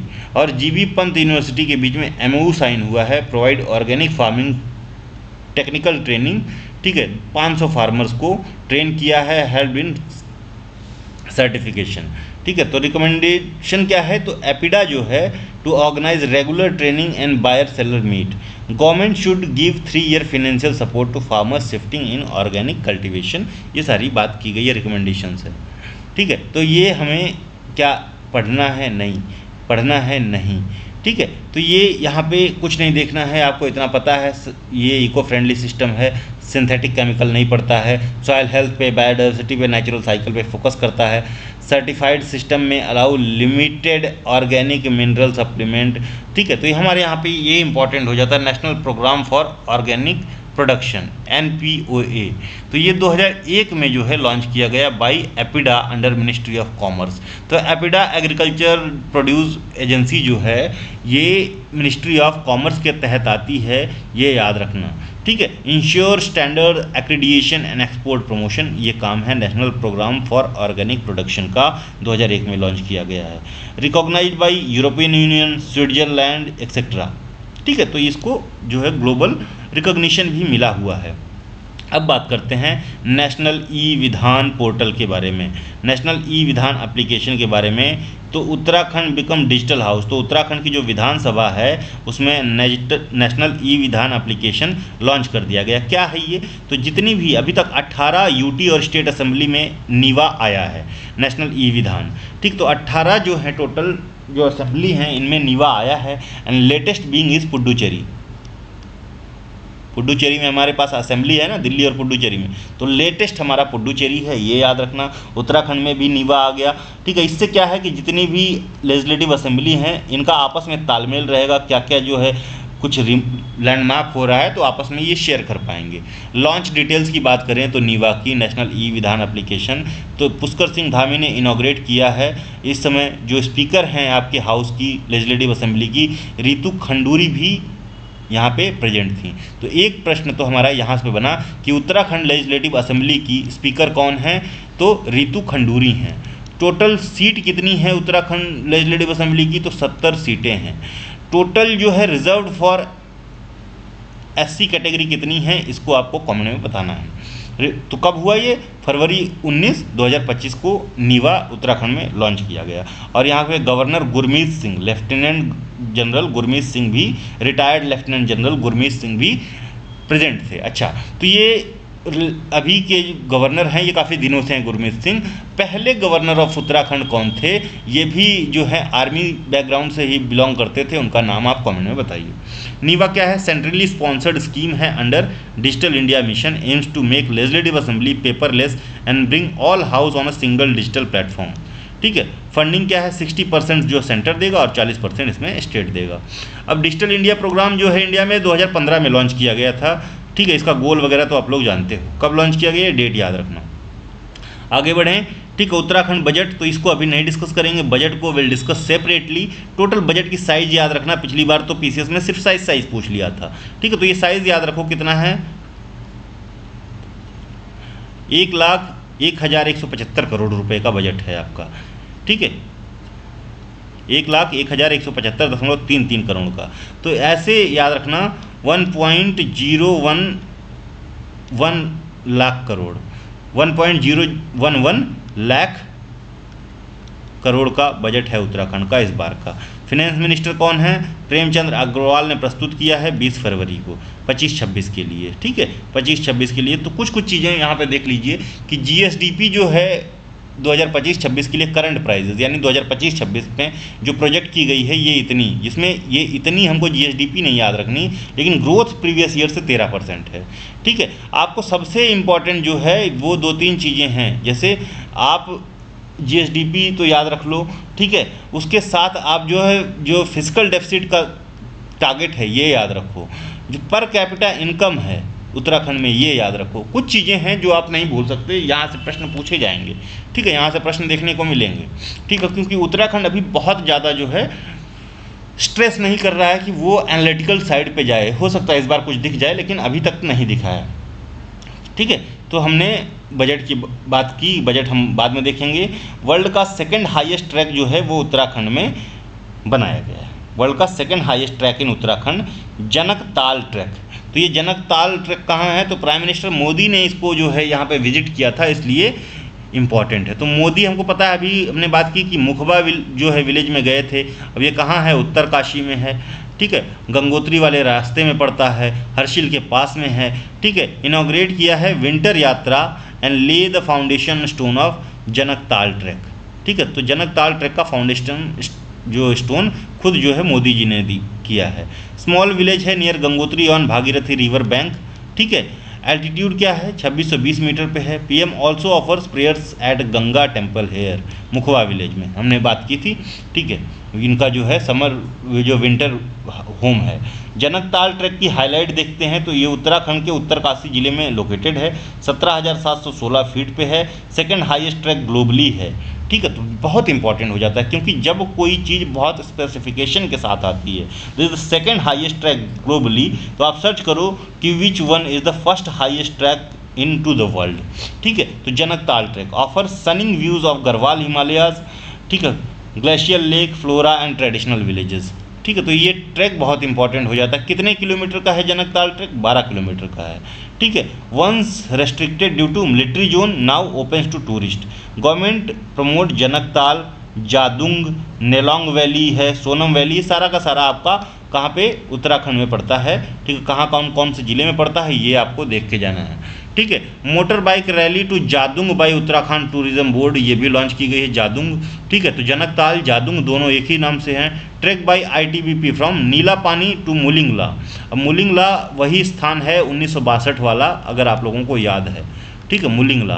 तो ये सारे जो पासेज हैं ना, एक वीडियो में हम सारे पासेज ऑफ उत्तराखंड डिस्कस करेंगे। हमने बोला कि ज्योग्राफी में एक पार्ट आना है, तो पासेज नहीं हुए हैं, पासेज के साथ हमने उत्तराखंड का जो माउंटेन रेंजेस है, वैसे प्रश्न तो आपको बस माउंटेन रेंजेस में जो मोस्ट 3 हाईएस्ट पीक है उसी पे आ सकता है। तो वो सबसे हाईएस्ट पीक है आपकी नंदा देवी पीक, नंदा देवी। अब इसको नंदा देवी ही हम सिर्फ बोल दिए हैं कि ये नंदा देवी वेस्ट है वैसे, ठीक है। इसके बाद जो है दूसरी आती है कामेत, दूसरे नंबर पे है, ठीक है। सेकंड हाईएस्ट कामेत है एंड थर्ड हाईएस्ट है नंदा देवी ईस्ट, ठीक है, नंदा देवी ईस्ट। तो ये 3 पीक तो एटलीस्ट आप उत्तराखंड की याद रखो। उसके बाद जो त्रिशूल रेंज है, त्रिशूल रेंज के बारे में ये याद रखना कि जो त्रिशूल रेंज है उत्तराखंड में, इसमें 4 पीक्स हैं, त्रिशूल 1, त्रिशूल 2, त्रिशूल 3, त्रिशूल 4। अब ये सबसे हाईएस्ट त्रिशूल 1 है, देन 2 है, देन 3 है, देन 4 है, तो इसको याद करना आसान हो जाएगा अगर त्रिशूल रेंजेस में पूछ लिया तो, ठीक है। तो हाइट वगैरह एक बार हम डिस्कस करेंगे क्रोनोलॉजी बेस में, क्योंकि क्रोनोलॉजिकली ही पूछेगा, ठीक है। तो पासेस हमको देखना है, ट्रैक्स देखना है, ठीक है, ट्रैक्स देखना है, पासेस देखना है, बुग्याल हम इसी में डिस्कस कर लेंगे, ठीक है। पासेस देखना है, ट्रैक्स देखना है, माउंटेन पीक्स देखना है, ये इंपॉर्टेंट चीज़ें बची हुई हैं। साथ में कुछ जो हमारे जो कैनाल्स हैं उत्तराखंड की, ठीक है, कैनाल्स हैं, इनको देखना है, ठीक है। तो ये चीज़ें हमने छोड़ रखी है, इसको हम बाद में करेंगे। आगे बढ़ते हैं। उत्तराखंड ने बैन कर दिया है आउटसाइडर को फ्रॉम बाइंग फार्मलैंड इन उत्तराखंड, तो कुछ जिलों को छोड़ के, ठीक है। तो उत्तराखंड कैबिनेट ने अप्रूव किया है draft law banning non resident from buying agricultural और हॉर्टिकल्चरल लैंड, खेती करने के लिए या बागवानी करने के लिए ज़मीन जो बाहरी लोग नहीं खरीद सकते हैं 11 जिलों में। तो टोटल 13 ज़िले हैं। हरिद्वार और उधम सिंह नगर में आप खरीद सकते हो, बाकी किसी जिलों में नहीं खरीद सकते हो। Haridwar is initially was not part of Uttarakhand as well, ठीक है। तो इनिशियली मतलब जब उत्तराखंड बनाया गया उससे पहले भी हरिद्वार को बाद में जोड़ा गया, जिला बनाया गया, और उधम सिंह नगर का भी वही हाल था। तो यहाँ पे क्या हाइलाइट्स हैं, तो इसमें भी स्टेटमेंट बेस्ड क्वेश्चन आ सकता है, बहुत बड़ी न्यूज़ है, इसलिए इसको थोड़ा सा देखते हुए चलते हैं, ठीक है। आइए स्टार्ट करते हैं। लंबी वीडियो होगी तो एक वीडियो और ला सकते हैं, लेकिन कोशिश करेंगे कि इसी में ख़त्म किया जाए ना। कौन से पेज पे हैं, 18 नंबर पेज पे हैं, तो बहुत धीरे चल रहा है, ठीक है। तो no DM approval, district magistrate can no longer approve such land deals, ठीक है। एफिडेविट मैंडेटरी हो गया कि अगर कोई रेसिडेंट जो है, ठीक है, रेसिडेंट जो है ज़मीन बेच रहा है या ख़रीद रहा है, तो वो एक एफिडेविट उसको जमा करना पड़ रहा है कि ये आप भाई क्या लोकल को ही बेच रहे हो कि किसी बाहरी को। तो non resident must submit an affidavit before purchase, final approval lies with state government, ठीक है, स्टेट गवर्नमेंट। तो बेसिकली फैक्ट्रीज वगैरह के लिए अभी ले सकते हो, ठीक है, लेकिन एग्रीकल्चर और हॉर्टिकल्चर के लिए नहीं। ऑनलाइन मॉनिटरिंग होगी, डेडिकेटेड पोर्टल बनाया गया है। लैंड यूज रूल्स है, land within municipal limits must follow uses norms, violation में lead to government take over, ठीक है। हिमाचल का कंपैरिजन है like Himachal Pradesh land can't be freely bought by outsiders only possible with state nod, अगर state allow करता है industry, tourism और horticulture में, ठीक है। बहुत बड़े पैमाने पे आप कॉमर्शियली कर रहे हो तो हो सकता है स्टेट को लगे कि स्टेट का फायदा है इसमें, तो state can allow. Government stand क्या है, aim to protect local resources identity rights of Uttarakhand citizens.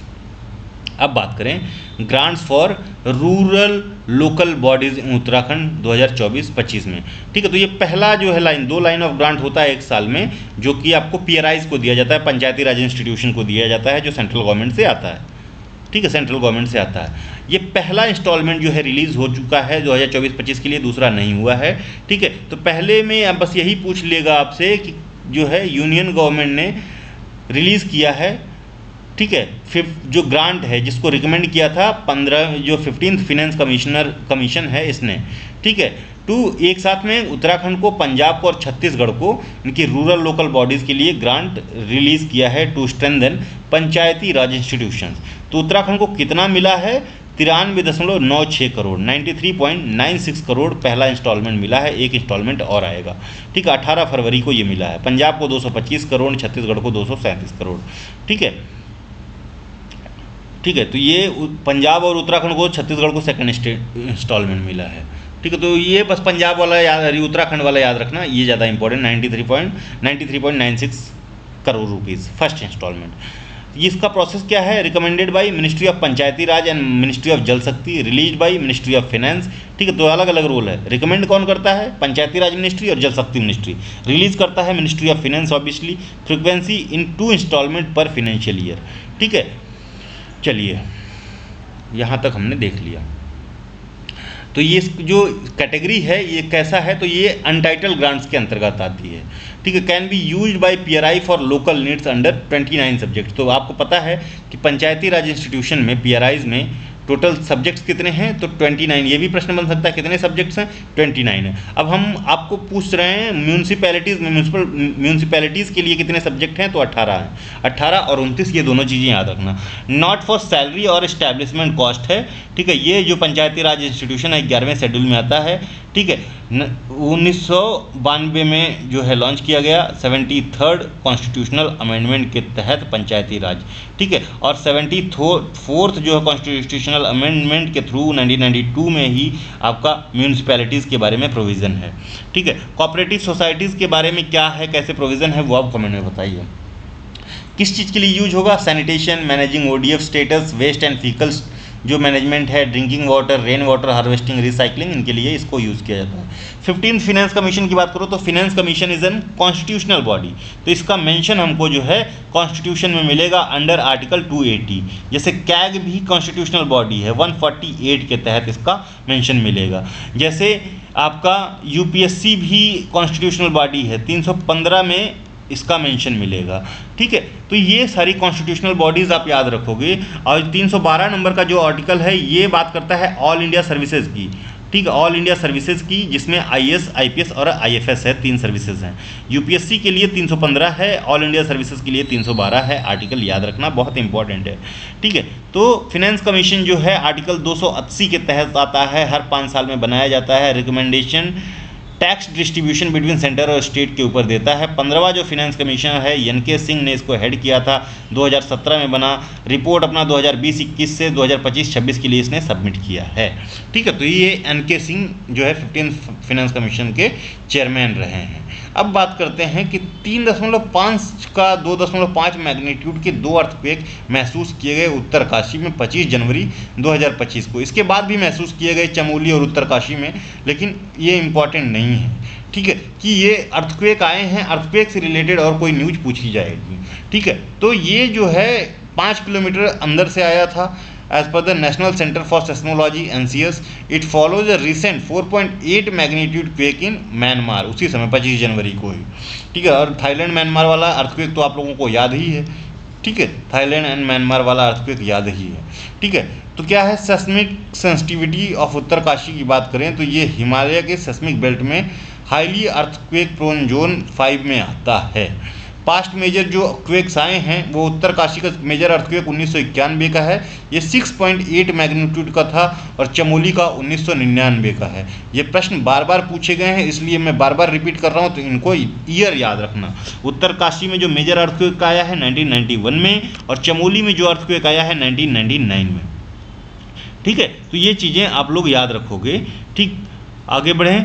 ठीक है, तो जियोलॉजिकल और ह्यूमन फैक्टर दोनों से होता है, ये इंपॉर्टेंट नहीं है। Cause by Indian Eurasian plate के कॉलिजन से हिमालय में डिफॉरेस्टेशन है, अनरेगुलेटेड कंस्ट्रक्शन है, densely polluted areas like Dehradun, Nainital, Mussoorie और वल्नरेबिलिटी को ऐड करते हैं।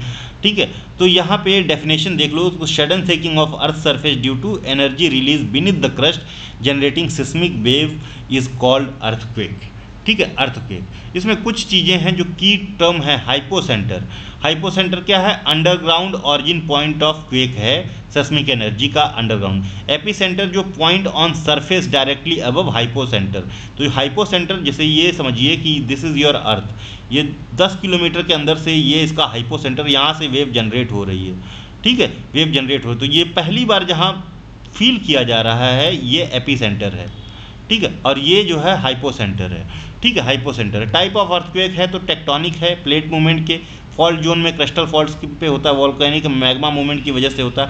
ह्यूमन इंड्यूस है, माइनिंग से, फ्लूइड इंजेक्शन या प्रेशर से। जैसे प्रेशर की बात करें तो जो हमारी लोनर लेक है महाराष्ट्र में, यहाँ पे एक आध बार अर्थक्वेक फील किया गया है। ठीक है, चलिए आगे बात करते हैं। Pressure is also very important. Measurement scale जो है ये 2 स्केल हैं। रिचर स्केल है जो मैग्नीट्यूड को मेजर करती है 0 से 10 पे। ठीक है, मैग्नीट्यूड के लिए रिचर स्केल है, और मर्कैली स्केल जो है ये इसके इंटेंसिटी को रेट करती है, और ये 1 से 12 के स्केल पे रेट करती है। सरफेस इम्पैक्ट क्या हुआ, कितना बिल्डिंग एड है ही क्या हुआ, ये इंटेंसिटी को मर्कैली जो है स्केल मेजर करती है 1 से 12 पे। और जो मैग्नीट्यूड है, जो आपका एपीसेंटर और हाइपोसेंटर पे जो मैग्नीट्यूड रिकॉर्ड किया जाएगा वो रिचर स्केल से रिकॉर्ड किया जाएगा। ठीक है, तो अर्थक्वेक के बारे में ये 2 चीज़ें आप लोग ध्यान रखोगे। Uttarakhand act to control forest fire, तो सीएम ने इंस्ट्रक्ट किया है urgent action to tackle forest fire in sensitive district. ठीक है, नोडल ऑफिसर अपॉइंट किया गया है 10 सीनियर फॉरेस्ट ऑफिसर्स को डिस्ट्रिक्ट लेवल पे, task with coordinating resources department, enhancing fire response etcetera. तो this is more the part of mains. ठीक है, प्री सीजन प्रिपेयर्डनेस की बात की गई है। ठीक है, forest department issue orders for early appointment of nodal officer, they will review fire management plans and district readiness, community participation and Sheetal Khet model. ये इंपॉर्टेंट है, शीतल खेत मॉडल। तो ये क्या है शीतल खेत मॉडल, ये आपको बात बतानी है। तो ये forest department involving communities, field staff, SCA कम्युनिटीज़। शीतल खेत मॉडल जो है ये अल्मोड़ा डिवीज़न का है। ठीक है, ये फॉरेस्ट फायर को जो है कंट्रोल करने के लिए अल्मोड़ा में चलाया गया मॉडल, और सक्सेसफुल मॉडल है कि खेत में जब फायर हो तो उस समय आप सिंचाई कर दो। ठीक है, तो ये शीतल खेत मॉडल है, ये इसको स्टेट वाइड एडॉप्ट करने की बात की गई। तो ये पूछेगा Sheetal Khet model is related to what, तो फॉरेस्ट फायर से है, कहाँ का है, अल्मोड़ा का है। ठीक है, तो ये 2 चीज़ें आप लोग याद रखोगे। फॉरेस्ट फायर क्या होता है? ठीक है, तो call Bush fire, wild fire, uncontrolled burning of vegetation in forest, grassland और टुंड्रा। तो 3 एलिमेंट्स नीडेड, फ्यूल, ऑक्सीजन और हीट चाहिए फॉरेस्ट फायर के लिए। ठीक है, दीज आर 3 एलिमेंट्स। आगे बढ़ते हैं। Asian water bird census at Asan wetland, very important. फिर से हमारा देखिए असान वेटलैंड आया, तो ये जो असान रिवर पे असान वेटलैंड है, this is also a river. ये असान river is a tributary of Yamuna river की है। ठीक है, अब असान जो है ये एकमात्र Ramsar wetland site of Uttarakhand है। ठीक है, और ये सेंट्रल एशियन फ्लाईवे जो है, फ्लाईवे जो है सेंट्रल एशियन फ्लाईवे, इसका पार्ट भी है। ठीक है, तो यहाँ पे खूब ढेर सारी आपको माइग्रेटरी बर्ड्स दिखेंगी। आसान बैरेज भी है यहाँ पे। ठीक है, तो यहाँ पे आपको सेंट्रल एशियन बर्ड्स वगैरह आपको देखने को मिलेगी, जिसमें है बियर्स पकार्ड। ठीक है, बियर्स पकार्ड ये क्रिटिकली इंडेंजर्ड है, ये पूछ सकता है। रेड हेडेड वेल्चर्स है, इंडियन वेल्चर्स है। ठीक है, ये आपको ये भी क्रिटिकली एंडेंजर्ड है, ये भी यहाँ पे देखने को मिलेगा। तो 5225 5225 बर्ड्स की और 117 स्पीसीज से आपको यहाँ पे रिकॉर्डेड है। कंडक्टेड एनुअली, तो एशियन वाटर बर्ड सेंसस जो है ये हर साल करवाया जाता है। इंटरनेशनल वाटर बर्ड सेंसस का ये पार्ट है और इंडिया में ये 1987 से हो रहा है। In India it conducted in January, तो कब करवाया जाता है? जनवरी में। तो आप पॉइंट्स ध्यान से याद रखो कि जो एशियन वाटर बर्ड सेंसस है this is the part of larger programme international water bird census. India में ये 1987 से हो रहा है और कब होता है? तो जनवरी में होता है। कौन करवाता है? तो बॉम्बे नेचुरल हिस्ट्री सोसाइटी, ये एक एनजीओ है, ये इसको करवाता है, ये इसके लिए जिम्मेवार संस्था है, ठीक है। और उसी के साथ wild life institute of India, तो Bombay natural history society plus WII ये मिलके करवाते हैं इसको, ठीक है। कब है? तो 35 वॉलंटियर्स 5 ग्रुप में सर्वे किया है आसान लेक का, यमुना का, आसान रिवर का, शिवालिक हिल का और नियरबी फॉरेस्ट का।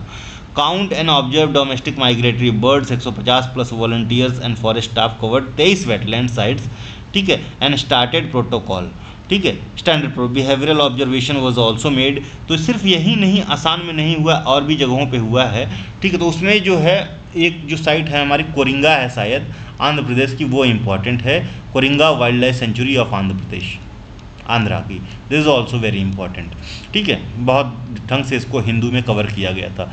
सिटीजन साइंस इनिशिएटिव है, census was part of Asian water bird census at 23 sites across Uttarakhand. तो कितनी साइट पे हुआ? उत्तराखंड में 23 में, organise with support from Uttarakhand forest department और एनजीओ, ठीक है। आसान कंजर्वेशन रिजर्व 444 हेक्टेयर में है, आसान रिवर पे है, ठीक है, और इसके यमुना के कॉन्फ्लुएंस तक है। Form due to siltation after Asan barrage in 1967, ठीक है, जो सिल्टेशन हुआ था, क्रिएटिंग रिच वेटलैंड हैबिटेट, ठीक है, रिच वेटलैंड हैबिटेट, ठीक है। तो यहाँ पे क्या क्या है? 330 बर्ड की स्पेसीज हैं। रेड हेडेड वल्चर है, क्रिटिकली एंडेंजर्ड है। वाइट रम्ड वल्चर है, क्रिटिकली एंडेंजर्ड है। बियर्स पोकार्ड है, ये भी क्रिटिकली एंडेंजर्ड है, तीनों को याद रखना। Over 1% of the population of red crested pochard ruddy shelduck observe, 49 fish species was also observed, also conducted in Koringa Wildlife Sanctuary located in Godavari estuary in Andhra Pradesh. So these are the things which you need to remember. आगे Kedarnath wildlife century, national board of wild life rejects mining proposal, ठीक है। तो ये दो जगह पे हुआ है बेसिकली उत्तराखंड में। एक तो केदारनाथ वाइल्ड लाइफ सेंचुरी में कौन सी माइनिंग? तो सोप स्टोन माइनिंग का प्रपोजल को रिजेक्ट कर दिया है, ठीक है। क्यों रिजेक्ट किया? तो जो इन्वायरमेंटल इम्पैक्ट जो वो होता है, सर्वे होता है, असेसमेंट है, EIA, ये नहीं किया था स्टेट गवर्नमेंट ने, ठीक है। अगर ये इन्वायरमेंटल जो इम्पैक्ट असेसमेंट करते हैं तो लगभग 2 से 4 किलोमीटर तक का एरिया इको सेंसिटिव डिक्लेयर किया जाता है। अगर स्टेट नाकाम रहता है करने में तो ऑटोमेटिकली 10 स्क्वायर किलोमीटर का area eco sensitive zone declare कर दिया जाता है, ESZ डिक्लेयर कर दिया जाता है। अब ये लोग जो है सोप स्टोन माइनिंग का प्रपोजल तो दे दिए, पास कर दिए, लेकिन जो आपका जनवरी 2025 में national board of wildlife ने रिजेक्ट कर दिया है उत्तराखंड गवर्नमेंट का 2023 का proposal to allow soapstone mining in Pokhni village. याद रखना, पोखनी विलेज कहाँ पे? रुद्रप्रयाग में, near Kedarnath wildlife sanctuary, ठीक है, यहाँ पे रिजेक्ट कर दिया है। क्या है सेंचुरी का इंपॉर्टेंस? तो जो केदारनाथ वाइल्ड लाइफ सेंचुरी है ये इंडेंजर्ड हिमालयन मस्क डियर का और हिमालयन थार का इम्पॉर्टेंट होम है। और मस्क डियर जो है आपके मिडिल हिमालयाज में पाए जाते हैं, और इसके ऊपर जो रिसर्च के लिए प्रोग्राम स्टार्ट किया गया था वो पिथौरागढ़ के अस्कोट वाइल्ड लाइफ सेंचुरी में स्टार्ट किया गया था, ठीक है, अस्कोट वाइल्ड लाइफ सेंचुरी में, ठीक है। तो ये मैंने बात कर दी कि इको सेंसिटिव जोन डिक्लेयर कर दिया है। तो boundaries of ESZ not defined by state, then 10 kilometre radius from protected area is treated as ESZ by default, और ये इसके अंतर्गत आता है, इस वजह से इसको क्या किया गया? डिक्लाइन कर दिया गया इस प्रपोजल को। माइनिंग जो पोखनी जो है ये ESZ के अंतर्गत आता है, इकोलॉजिकल सेंसिटिव जोन के अंदर आता है, ठीक है। तो ये posted risk to wildlife and ecology, ठीक है। अनरेगुलेटेड माइनिंग जो वरी है, रिपोर्ट्स ऑफ क्रैक, ठीक है, in 200 homes, roads, farm due to mining in Bageshwar Kumaon पहले से ही आ चुका है, ये अलार्मिंग रहा है, ठीक है। तो कुमाऊं बागेश्वर में भी बैन किया गया है। तो ये national board of wild life के बारे में 2003 में फॉर्म हुआ under WPA wild life protection act 1972, national board of wild life, याद रखना, रिप्लेसिंग 1952 का एक बोर्ड था उसको, ठीक है। तो ये this is not important. Now आगे बढ़ते हैं। चेयर्ड बाई, कौन करता है national board of wildlife को chair? Prime minister with ministry of environment, forest and climate change के minister heading the standing committee. Advisory body है, तो इसका जो डिसीजन है प्राइम मिनिस्टर के ऊपर बाइंडिंग नहीं है। And review approve project near protected areas with in 10 kilometre radius, और जनरली इसकी सलाह को माना जाता है, मिनिस्ट्री मानती है, ठीक है। चलिए आगे चलते हैं। उत्तराखंड हाईकोर्ट ने फ्लैग किया है, मतलब वॉर्न किया है unregulated soapstone mining in Bageshwar as well, ठीक है। तो उत्तराखंड के हाई कोर्ट ने took suo motu action, suo motu cognizance का मतलब अपने आप से, है ना, अपने आप से cognizance, and criticise state authorities for failing to regulate soapstone mining in Bageshwar, क्योंकि बागेश्वर में बहुत ज़्यादा क्रैक वगैरह डेवलप होने लग रहे थे।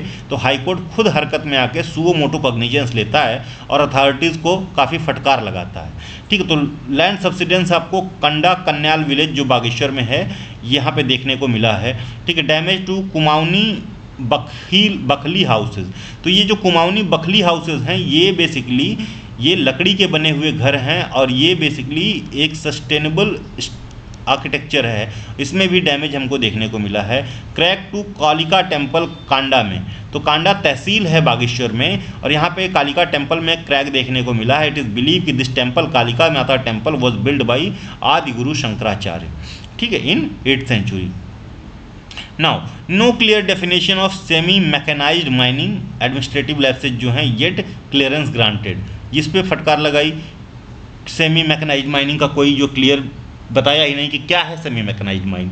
Unregulated use of heavy machines worsen ecological damage. Soapstone क्या है?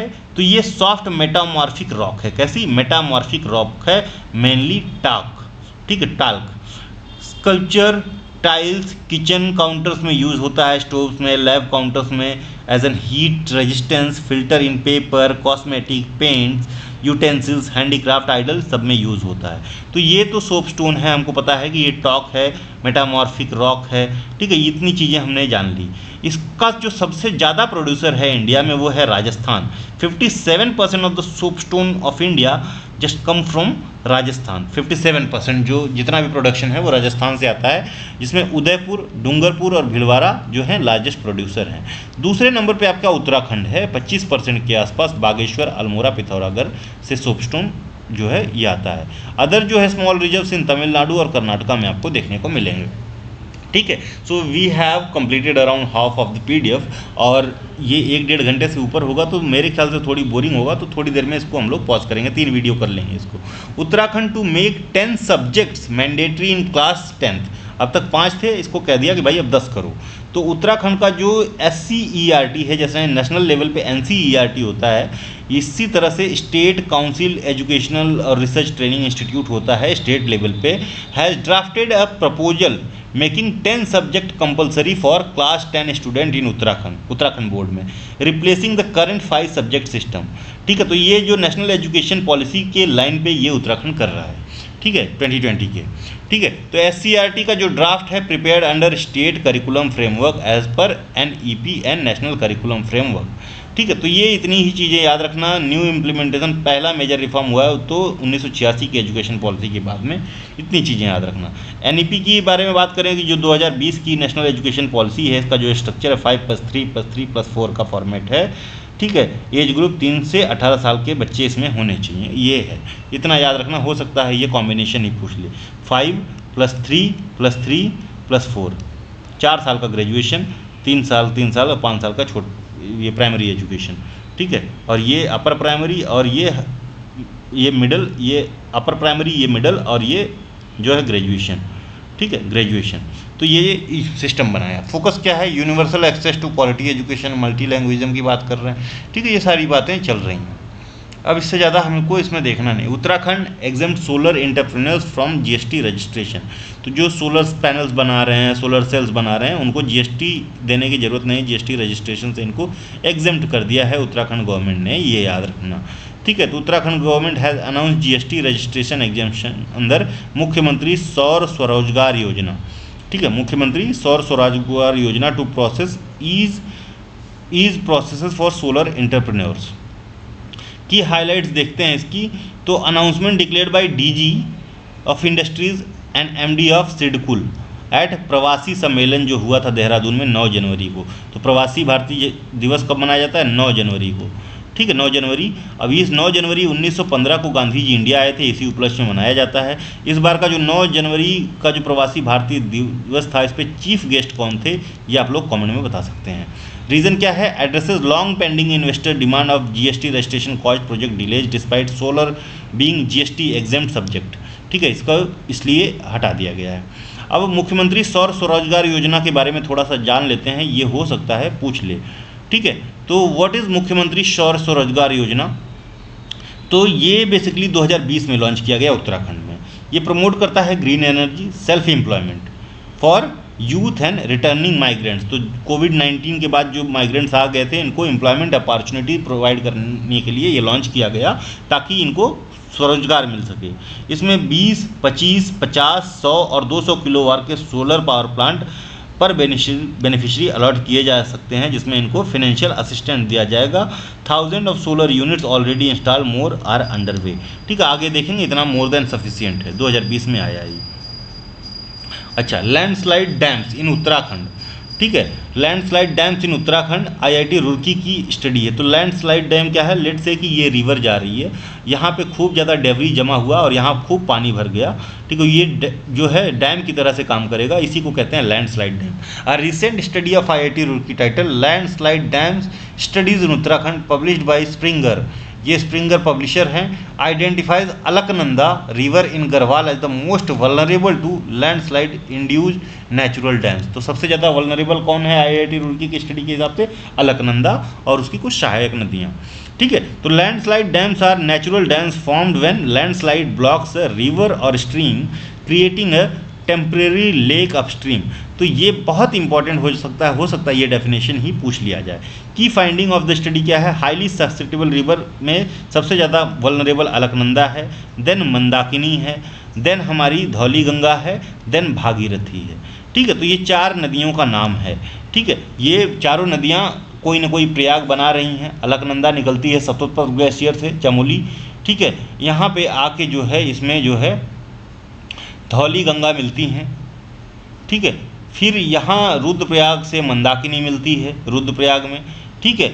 और भागीरथी जो आपकी यहाँ से आ रही है, ये भागीरथी यहाँ पे आके देवप्रयाग में मिलती है, देवप्रयाग में, ठीक है। और धौली गंगा शायद विष्णुप्रयाग में। तो ये पूरा का पूरा सिस्टम है, ठीक है। चलिए, Chamoli Rudraprayag Uttarkashi top affective district हैं। चमोली रुद्रप्रयाग उत्तर काशी। गोहना ताल चमोली में 1970 में वॉज मोस्ट सीवियर, यही था, इसको याद रखना, जो बना था इस तरह से गोहना ताल, है ना। आगे बात करते हैं, रिस्क फैक्टर वगैरह, मेन ट्रिगरिंग पॉइंट, ये सारी चीज़ें नहीं देखनी हैं, ठीक है। आगे बढ़ेंगे, इम्पॉर्टेंट रिवर्स जो हैं ओवरव्यू यहाँ पे हम थोड़ा सा देखेंगे, एक सेकेंड, ओवरव्यू। तो हमको पता है अलकनंदा कहाँ से निकल रही है? सतोत्पथ, और भागीरथी ग्लेशियर से भी थोड़ा बहुत इसका ओरिजिन है, लेकिन मेनली ये सतोत्पन्न ग्लेशियर है। कहाँ पे है? चमोली में है, चमोली में है। मीट भागीरथी एट देवप्रयाग, ये भी हमें पता है। गंगा इसके बाद बन जाती है, ठीक है। ट्राइब्यूटरी कौन सी है? मंदाकिनी है। मंदाकिनी कहाँ पे है? रुद्रप्रयाग में है। नंदाकिनी है, नंदाकिनी कहाँ पे है? नंदप्रयाग में है। पिंडर है, ठीक है, पिंडर है, ठीक है। तो पिंडर जो है पिंडर ग्लेशियर से निकलती है, ये डायरेक्ट ट्रिब्यूटरी नहीं है अलकनंदा की। Passes through Chamoli, Tehri, Pauri. Landmark क्या है? बद्रीनाथ और तप्तकुंड। भगीरथी रिवर गंगोत्री ग्लेशियर गोमुख से निकलती है 3892 मीटर की ऊंचाई से, ठीक है, 3892 मीटर की ऊंचाई से। अलकनंदा में देवप्रयाग पे मिलती है, flow to bay of Bengal through Ganga delta. Dhauli Ganga Vasundhara Tal है, ग्लेशियर लेक है, और ये major tributary of Alaknanda joins with Rishi Ganga at Raini village Chamoli, जहाँ पे हमको वो देखने को मिला था। और ये बेसिकली विष्णुप्रयाग बनाती है, ठीक है, विष्णुप्रयाग। तो ये कहाँ से निकल रही है? वसुधरा ताल से। वसुधरा ताल चमोली में है, ग्लेशियर लेक है, यहाँ से निकलती है धौली गंगा, याद रखना, ठीक है। ओरिजिन क्या है? वसुधरा ताल। ठीक है, और ये ज्वाइन करती है ऋषि गंगा को। ठीक है, तो धौली गंगा की ट्रिब्यूटरी कौन सी है? ऋषि गंगा है, ऋषि गंगा है, और ये रैनी विलेज में ज्वाइन करती है। रैनी विलेज चिपको आंदोलन का भी केंद्र है, और रैनी विलेज में सब्सिडेंस भी आपको देखने को मिला था। ठीक है, तो यहाँ पे देखते हैं, अच्छा sorry, refer the map shared with you, वहाँ से आप देखना। ठीक है, CM Dhami inspect Dehradun Mussoorie track route, और बोला कि यहाँ पे भाई बहुत खस्ता हालत है, ये इतना लोग आते हैं तो इसका डेवलपमेंट होना चाहिए। ठीक है, तो ट्रैक्ड शाही आश्रम और झारी पानी रूट को इन्होंने वो किया है पूरा का पूरा। Preserving natural beauty, CM emphasise upgrading trekking trails without harming nature. ठीक है, तो आपका ये जो है मसूरी देहरादून डेवलपमेंट अथॉरिटी को ये टास्क दिया गया है, विल ओवरसी द इम्प्रूवमेंट। ठीक है, अब ये अपग्रेड करना है। ठीक है, कौन कौन सा अपग्रेड करना है? क्लियर साइनेज और रेलिंग लगानी है, maintain trail cleanliness accessibility. Future plans में सिमिलर अपग्रेड जो है और भी जगहों पे स्टेट में प्लान किए जाएंगे। मसूरी देहरादून डेवलपमेंट अथॉरिटी का इस्टेब्लिशमेंट 1984 में हुआ था, यूपी गवर्नमेंट ने किया था। ठीक है, उत्तर प्रदेश जब था formed under UP urban planning and development act 1973। ठीक है, फोकस क्या है? Sustainable urban planning for Dehradun and Mussoorie. ठीक है, तो ये चीज़ें हम लोग ध्यान रखेंगे। आगे बढ़ते हैं। Rampant construction threatens Uttarakhand foothills, तो rapid real estate growth in Dehradun specially in Rajapur and Mussoorie road is harming the local ecosystem and biodiversity of Himalaya, ये एक स्टडी है। तो इंक्रोचमेंट एंड डिफॉरेस्टेशन की बात करें तो residential projects encroach on private public land, clearing green cover and natural drainages zone, जो Rispana river में आपको देखने को मिलेगा। तो is this making any sense कि हम इसको पीटी के लिए पढ़ें? तो आंसर इज नो। ठीक है, this should be the part of your mains preparation, right, mains preparation. ठीक है, आगे बढ़ते हैं। ओके, अब बात करें तो EIA वगैरह नहीं होता, इस बात की गई। तो इन्वायरमेंटल इम्पैक्ट असेसमेंट होता क्या है, इसके बारे में कुछ क्विक फैक्ट्स देख के चलते हैं। तो पूछ लेगा, tool to predict environmental effect before project implementation, यानी कोई प्रोजेक्ट आ रहा है तो उम्मीद की जाती है कि वहाँ की जो स्टेट गवर्नमेंट है पहले, या जो national board of wild life है, ये करेगा क्या? इन्वायरमेंटल इम्पैक्ट असेसमेंट करेगा कि ये प्रोजेक्ट आ रहा है तो इससे ये यहाँ पे कितने का हानि हो सकती है। ठीक है, इसको मॉनेटरी टर्म में जो भी इकोलॉजिकल लॉस होगा, इसको मॉनेटरी टर्म में ये करेगा कि जो इकोलॉजिकल लॉस हो रहा है ये इसका मॉनेटरी वैल्यू निकालेगा। अगर बहुत ज़्यादा लॉस होगा, ठीक है, बहुत ज़्यादा लॉस होगा तो इसको डिक्लेयर कर दिया जाएगा इकोलॉजिकल सेंसिटिव जोन, और यहाँ पे परमिशन नहीं दिया जाएगा। ठीक है, और अगर कोई प्रोजेक्ट लग भी रहा है तो उस प्रोजेक्ट जो कोई प्रोटेक्टेड एरिया है इसके इतने दूर तक ये चीज़ें नहीं की जा सकती, ऐसी बात कही जाएगी। ठीक है, तो इंडिया में 1994 में जो EIA है, इन्वायरमेंटल इम्पैक्ट असेसमेंट, चालू हुआ bye ministry of environment forest and climate change के द्वारा। ओरिजिनेटेड ग्लोबली 70s में हुआ है, इंडिया में 94 में हुआ है। ठीक है, तो स्टॉकहोम कॉन्फ्रेंस हुई थी 72 में, तो उसके बाद हुआ है। Supported by global conventions like United Nation framework on conference on climate change और CBD। ठीक है, कॉन्फ्रेंस ऑफ बायोडाइवर्सिटी। ठीक है, fishing cat collaring project launch at Coringa sanctuary. अभी हमने कोरिंगा की बात करी, तो कोरिंगा जो वाइल्ड लाइफ सेंचुरी है ये आंध्र प्रदेश में है। यहाँ पे और क्या हुआ, तो जो एशियन बर्ड सेंसस है, एशियन बर्ड सेंसस यहाँ पे भी की गई। ठीक है, तो ये जो कोरिंगा है यहाँ पे फिशिंग कैट की भी सेंसस जो है कॉलरिंग प्रोजेक्ट लॉन्च किया गया है। तो ये इंडिया का पहला फिशिंग कैट कॉलरिंग प्रोजेक्ट है, launched by wild life institute of India. किसने किया? तो कोरिंगा वाइल्ड लाइफ सेंचुरी ये आंध्र प्रदेश में है और गोदावरी ईस्चुरी में है। ठीक है, गोदावरी ईस्चुरी में है।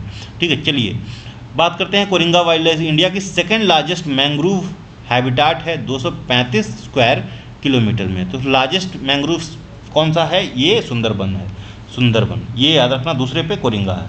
Located in Godavari estuary near Kakinada, home to endangered fishing cat. ठीक है, another habitat Krishna wildlife sanctuary Andhra Pradesh में ही है और ये कृष्णा ईस्चुरी में पड़ता है।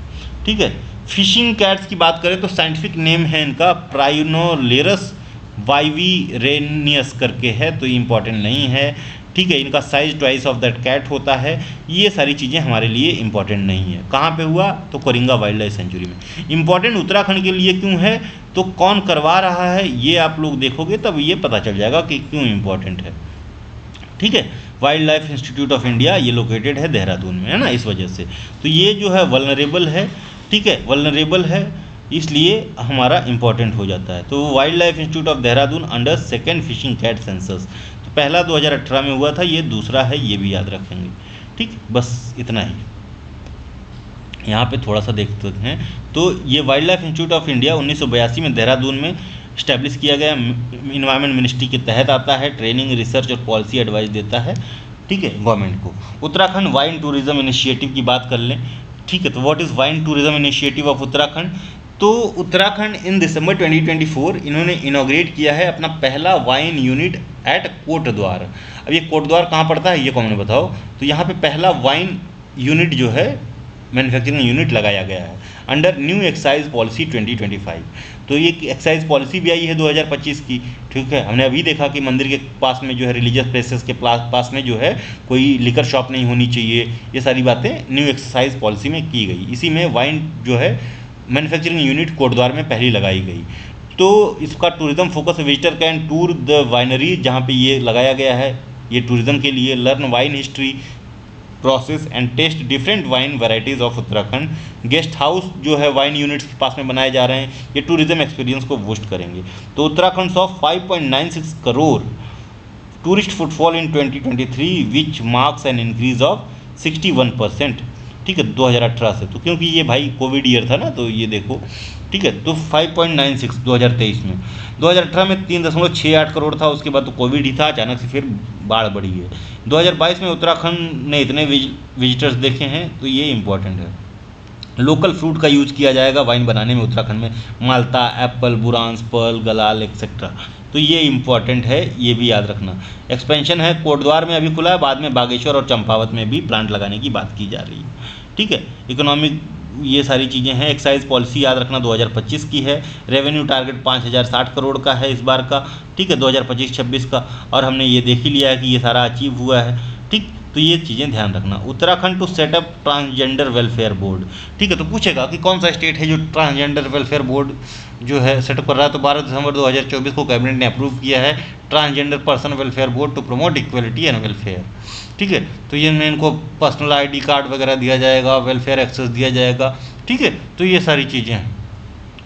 तो ट्रांसजेंडर, ये 2019 का एक्ट आया था। कौन है? Anyone whose gender doesn't match their birth assigned gender including intersex, ये सारी चीज़ें हैं। ये हिजड़ा जो है, ये सारा इनको ट्रांसजेंडर। 2011 के सेंसस के हिसाब से इनकी रजिस्टर्ड पॉपुलेशन जो है 4.8 लाख है, लेकिन अनरजिस्टर्ड पता नहीं कितने होंगे, ये नहीं पता है, ठीक है। 2011 के हिसाब से 4.8 लाख है, यानी लगभग 5 lakh. 10th world Ayurveda Congress and आरोग्य एक्सपो कहाँ पे मनाया गया? देहरादून में। तो 10वां वर्ल्ड आयुर्वेद कांग्रेस एंड आरोग्य एक्सपो का आयोजन देहरादून में हुआ। It was inaugurated in Dehradun on 12 दिसंबर 2024, ठीक है, देहरादून में। तो हाईलाइट देखते हैं। तो न्यू लॉन्च है, previously on the occasion of 9th world Ayurveda day 29/10/2024 को, ठीक है। All India institute of Ayurveda new Delhi ने लॉन्च किया है नेशन वाइड देश का प्राकृतिक परीक्षण अभियान, ठीक है। ये पूछ लिएगा कि देश का प्राकृतिक परीक्षण अभियान कब लॉन्च किया गया? तो 9th आयुर्वेदा 2024 में दिल्ली में लॉन्च किया गया, all India institute of Ayurveda, ठीक है। एम क्या है? एसेस प्रकृति, ठीक है। तो प्रकृति क्या है?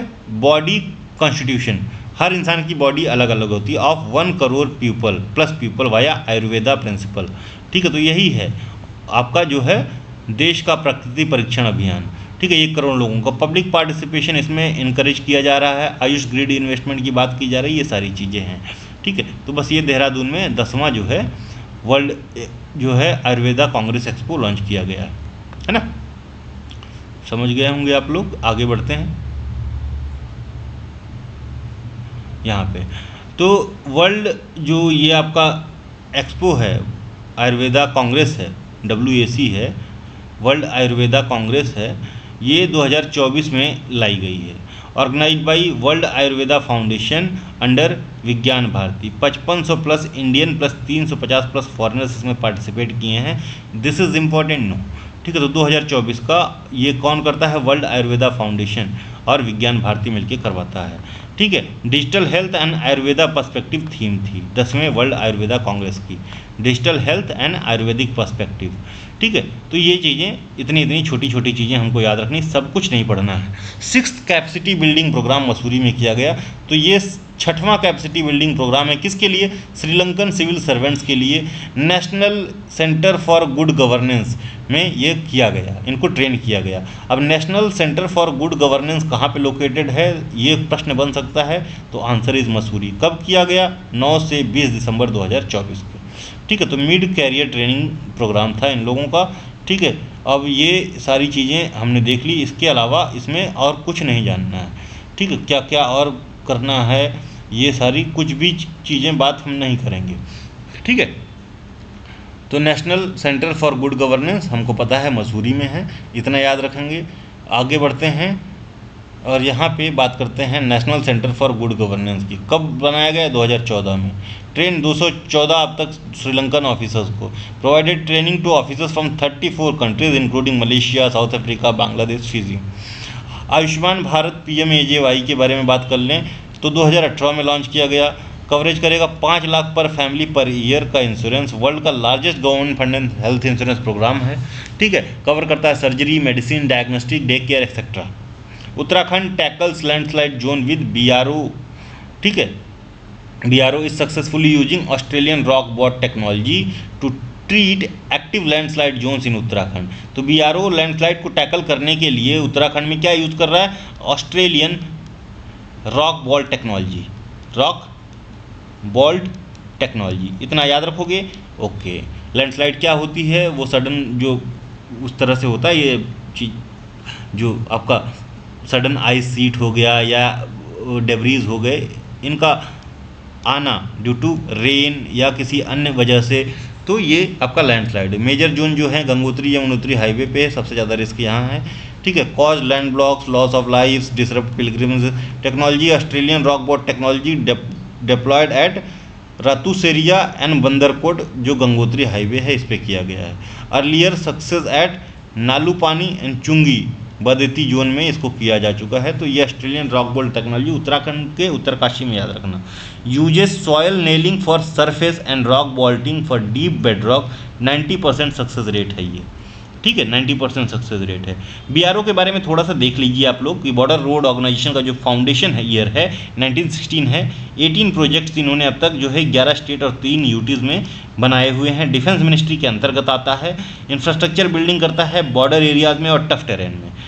125 प्रोजेक्ट 2023-24 में इन्होंने कंप्लीट किए हैं, including Sela tunnel in Arunachal Pradesh, ठीक है। Sela tunnel in Arunachal Pradesh. ये 18 कहाँ से आया? मैं भी हस्तप्रभ हूँ, ठीक है। 125, okay. Now soon to build Shinkula tunnel. कौन बना रहा है Shinkula tunnel? BRO। 15,800 feet height पे है। Set to be world's highest surpassing China's Mila tunnel. तो ये जो शिनकुल्ला टनल है, where it is located, please comment into the comment box, ठीक है। तो ये याद रखना। इसका मोटो क्या है? श्रमेन सर्वम सध्यम, श्रमेन सर्वम सध्यम, ठीक है, इज मोटो। अब अगली न्यूज़ है misuse of surveillance at Corbett tiger reserve. तो ये जो जिम कॉर्बेट टाइगर रिजर्व है, इसके बारे में हमने बहुत डिटेल में देखा है। तो ये जो कैमराज लगे हुए हैं, कहा जा रहा है कि रिपोर्ट्स आई है लोकल्स की कि ये जो विमेंस जाती हैं जंगलों में, चाहे लकड़ी तोड़ने के लिए चाहे शौच के लिए, तो इनकी जो है फ़ोटोज़ को सरफेस किया जा रहा है बाय द ऑफिशियल्स। कहीं ना कहीं ऑफिशियल्स इन्वॉल्व हैं, तो इसको क्रिटिसाइज़ किया गया है, ठीक है। और इसकी वजह से सिर्फ इनकी जो है डिग्निटी को ही लॉस नहीं है, नॉट जस्ट उनकी लाइफ को भी लॉस है। वो जब कहीं जाएंगी वहाँ तो पैनिक में रहेंगी, जल्दी जल्दी में। अब वो पैनिकनेस में हो सकता है कोई जो प्रेडेटर हो, कुछ हो, तो उसका शिकार बन जाए। तो ये कंसर्न जताया गया है, ठीक है। और ये जो स्टडी पब्लिश की गई है, ये कैम्ब्रिज का जर्नल है, इन्वायरमेंट एंड प्लानिंग ऐप में ये रिपोर्ट पब्लिश की गई है। ये चीज़ याद रखना। तो दिस इज़ है ना, थोड़ा सा अजीब है, ओके। तो लोकेशन जो आपका जिम कॉर्बेट नेशनल पार्क है ये नैनीताल डिस्ट्रिक्ट में लोकेटेड है। इंडिया का पहला नेशनल पार्क है, इसको हेली नेशनल पार्क के नाम से बनाया गया 1936 में। 1954-55 में 1954-55 में व्हाट हैपेंड कि इसका नाम चेंज कर दिया गया Ramganga national park, because Ramganga नाम की रिवर निकलती है यहाँ से। फिर जो है 1955, एक साल बाद ही 55-56 में फिनेंशियल ईयर में इसका नाम कॉर्बेट नेशनल पार्क कर दिया गया। ठीक है, प्रोजेक्ट टाइगर सबसे पहले यहाँ पे जब शुरू किया गया 1973 में, तो यहीं से चालू किया गया। ठीक है, ज्योग्राफी ये जो पार्ट है शिवालिक रेंज में पड़ता है। ठीक है, part of Shivalik and outer Himalayas include Corbett national park का कोर और सोना नदी सेंचुरी का बफर जोन। अब ये जो सोना नदी सेंचुरी है ये सोना रिवर भी है, ये भी इसी का पार्ट है। ठीक है, और नंदोर वाइल्ड लाइफ सेंचुरी है, ये भी इसके बफर जोन में आती है। फ्लोरा ये 600, ये सारी चीज़ें 600 प्लांट स्पेसीज मेनली साल, खैर, शीशों, famous for tiger, leopard, deer, jungle cat, sloth, bear etcetera. अब ये बेसिकली एक इंफॉर्मेशन, ये भी बहुत वाइटल इंफॉर्मेशन है, that is national park is one of 14 protected areas covered by world wide fund for nature. ठीक है, world wild life fund for nature WWF जो है में 14 जो तेराई आर्क लैंडस्केप हैं इसमें एक है। ठीक है, तेराई ये 800 किलोमीटर का स्ट्रेच है तेराई रीजन में, उत्तराखंड से लेके वेस्ट बंगाल तक। The park encompasses the Patli Doon valley formed by the river Ramganga passes through this. ये तो है आपका पातली दून वैली, रामगंगा रिवर यहाँ से पास करती है। इसी पे जो कालागढ़ में एक डैम बनाया गया है रामगंगा के ऊपर, ठीक है, वो भी है कालागढ़ में। तो इतनी चीज़ें हम लोग अभी याद रखेंगे। ठीक है, Uttarakhand to build 16,000 homes under Pradhan Mantri Awas Yojana, 16,000 homes बनाएंगे। तो Uttarakhand government will construct 16,000 affordable homes under PM Awas योजना फॉर लो इनकम फैमिलीज। ठीक है, लो इनकम फैमिलीज के लिए ये, सॉरी थोड़ा सा